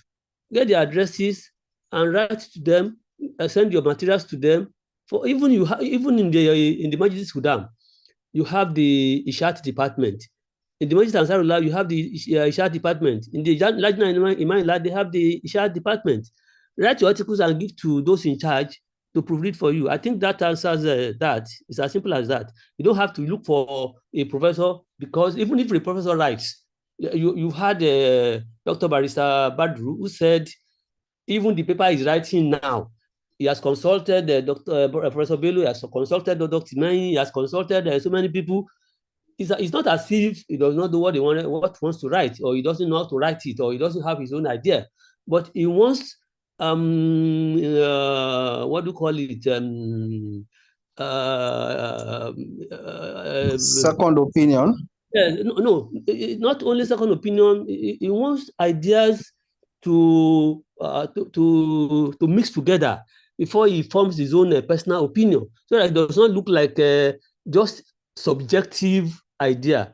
So he wants to be objective. That is why. So if you give your article or your write-up to somebody to read for you, it's not only just telling you that you should dot this I, or you should cross this T, but it will also advise you on certain ideas that maybe you have put forward, that he thinks it might put you in another problem somehow. So it's not, even within the Jama, you have so many people you can give your materials to, even within the membership of all the organizations. So I think it's not a big problem at that.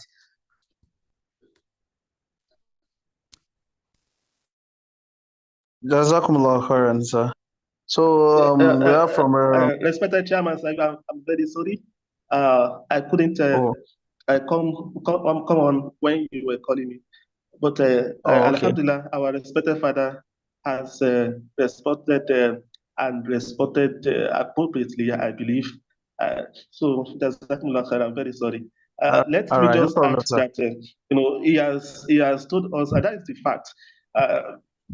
You can't proofread yourself and do it successfully without any mistakes left in the write-ups. So it's always good to get somebody to proofread for you. But I think the question is maybe trying to ask about the professional proofreaders. They are available, but it comes with cost. So you have to pay for that. And I think you have to go by what our father has suggested for you, and that is more practicable at this our level than patronizing professional proofreaders. We have Chartered Institute of Editing and Proofreading, CIEP. But we also have those who do freelancing proofreading, but we don't need to go to that level. Just find somebody. When I started, I remember years back, I started by, whatever I write, I try to send to some individuals to help go through it, to edit, to proofread, all this together.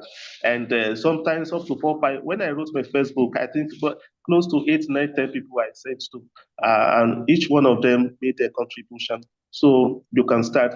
It can be they may not respond quickly, because they too, they have tasks in front of them. They are also facing, but you just be patient so that they get back to you in due course. Does that?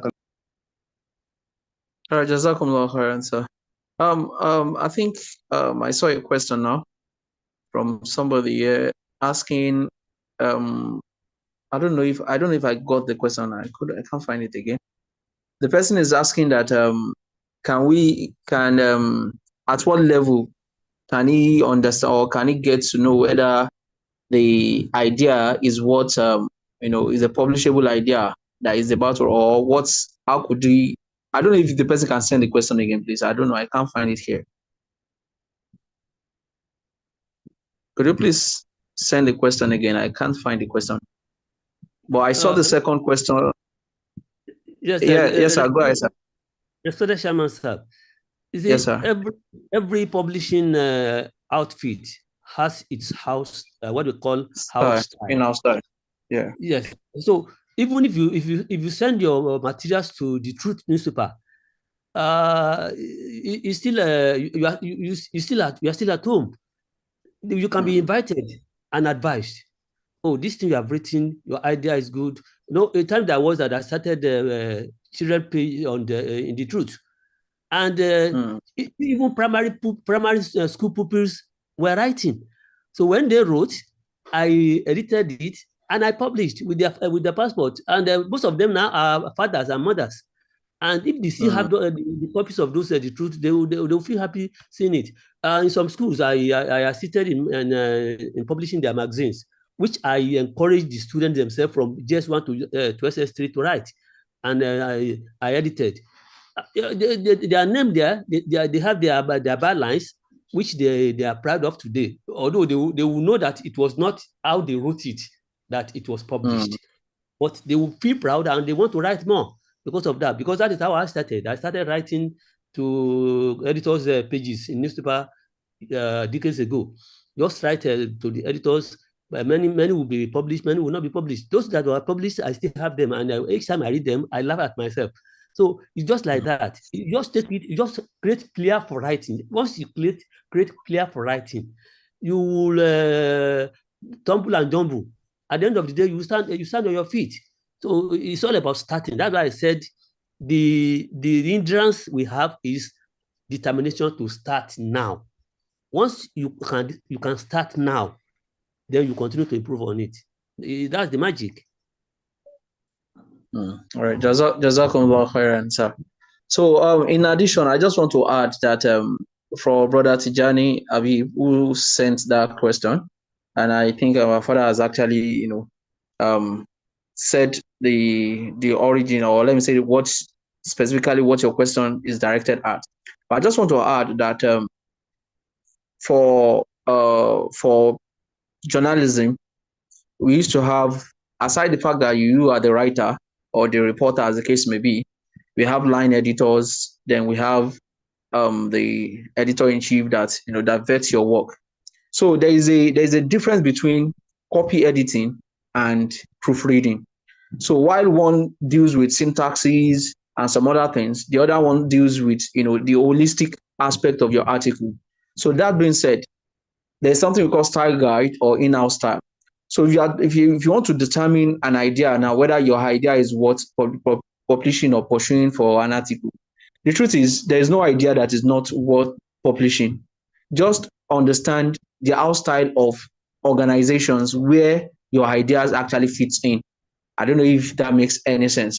So by so doing, you will know where to channel your idea, or when an idea comes into your mind and you've penned down something, you know, okay, this will fit in into this organization, and this will fit in into this organization. I think that's just the basic, or that's what determines how your idea is being, is being pursued, or how you send your idea to the right channel. Then the second one, what steps do I take when self-editing my articles? And the truth is, you can't see yourself completely. So sometimes when you after you finish writing and every other thing, you still be feeling that writing after. By the time you are reading it the first time, the second time, you are still feeling it. Maybe by the time you leave it alone and you've left the place, by the time you come back, you might not really feel the writing like you felt it initially. And that is where you need, like it has been said here by our guest speaker, you need to go and look for somebody else to look at it for you. You cannot, fine, you can correct yourself, self-edit to some certain extent, but you cannot see through all your mistakes. I don't know if that is okay. Then also there's another question here. Feedback incorporation from editors or peers into articles revision. I don't seem to understand this, but let me take that of okay, this one has been answered. Incorporating feedback from editors or peers into articles revisions, are there preferences to that? I don't know what this person means. I don't know if you understand this question, sir. Feedback incorporation. I can't also make much out of it, because in fact I can't understand. I can't make anything out of it. Okay. Brother Tijani Habib, I don't know if you can send this message in a much more succinct way so that we can understand what you're trying to say. So, Sister Abisolat Aminat, I think the procedure for joining Majlis Sultan Kolam has been sent to the group. So you can get it there, and you can also send message to the secretary to get it done easily. So I think we should be coming towards the end of today's seminar. And before we draw the conclusion, I would like to call on the Vice President, AMSA Nigeria, to please give us a vote of thanks.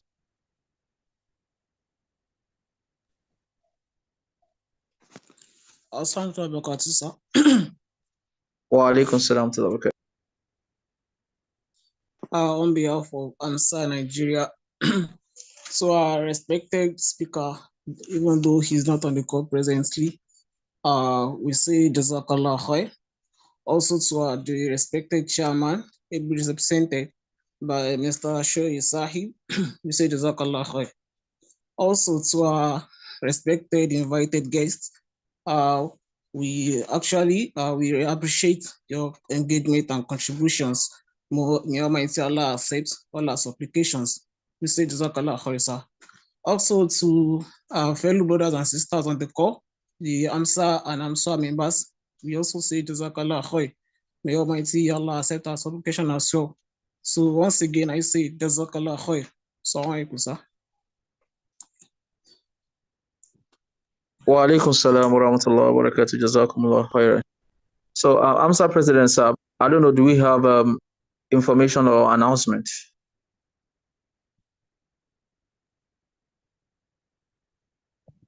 No, sir. We do not have any information to pass across. All right. So, in the absence of that, I would like to say Jazakumullah khairan to each and every one of us, and also to our father who has been present from the beginning to this ending part. The respected guest speaker, in person of Dr. Barrister Muhammad Bashir Badr Sahib, my very good mentor as well, in person of Brother Abbas Abgaji, who was ably represented by the Secretary Majlis Sultan Kola, and also another mentor also in person of Al-Hafiz Yunus Omotayo. May Almighty Allah continue to be your guide and guide. And I pray may Almighty Allah assist you in all your further endeavors. I mean, so let us recite Surah Al-Fatiha and make supplication and do supplication or prayer or limits Darood for Prophet Muhammad sallallahu alaihi wasallam, and after which we say silent prayer. Bismillah ar-Rahman ar-Rahim.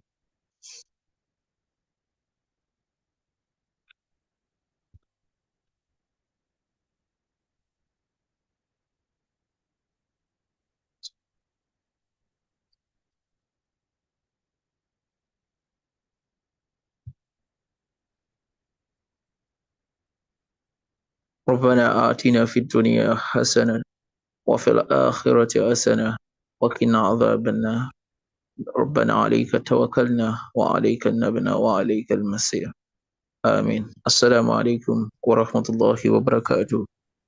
وعليكم جزاكم الله خيرا. بارك الله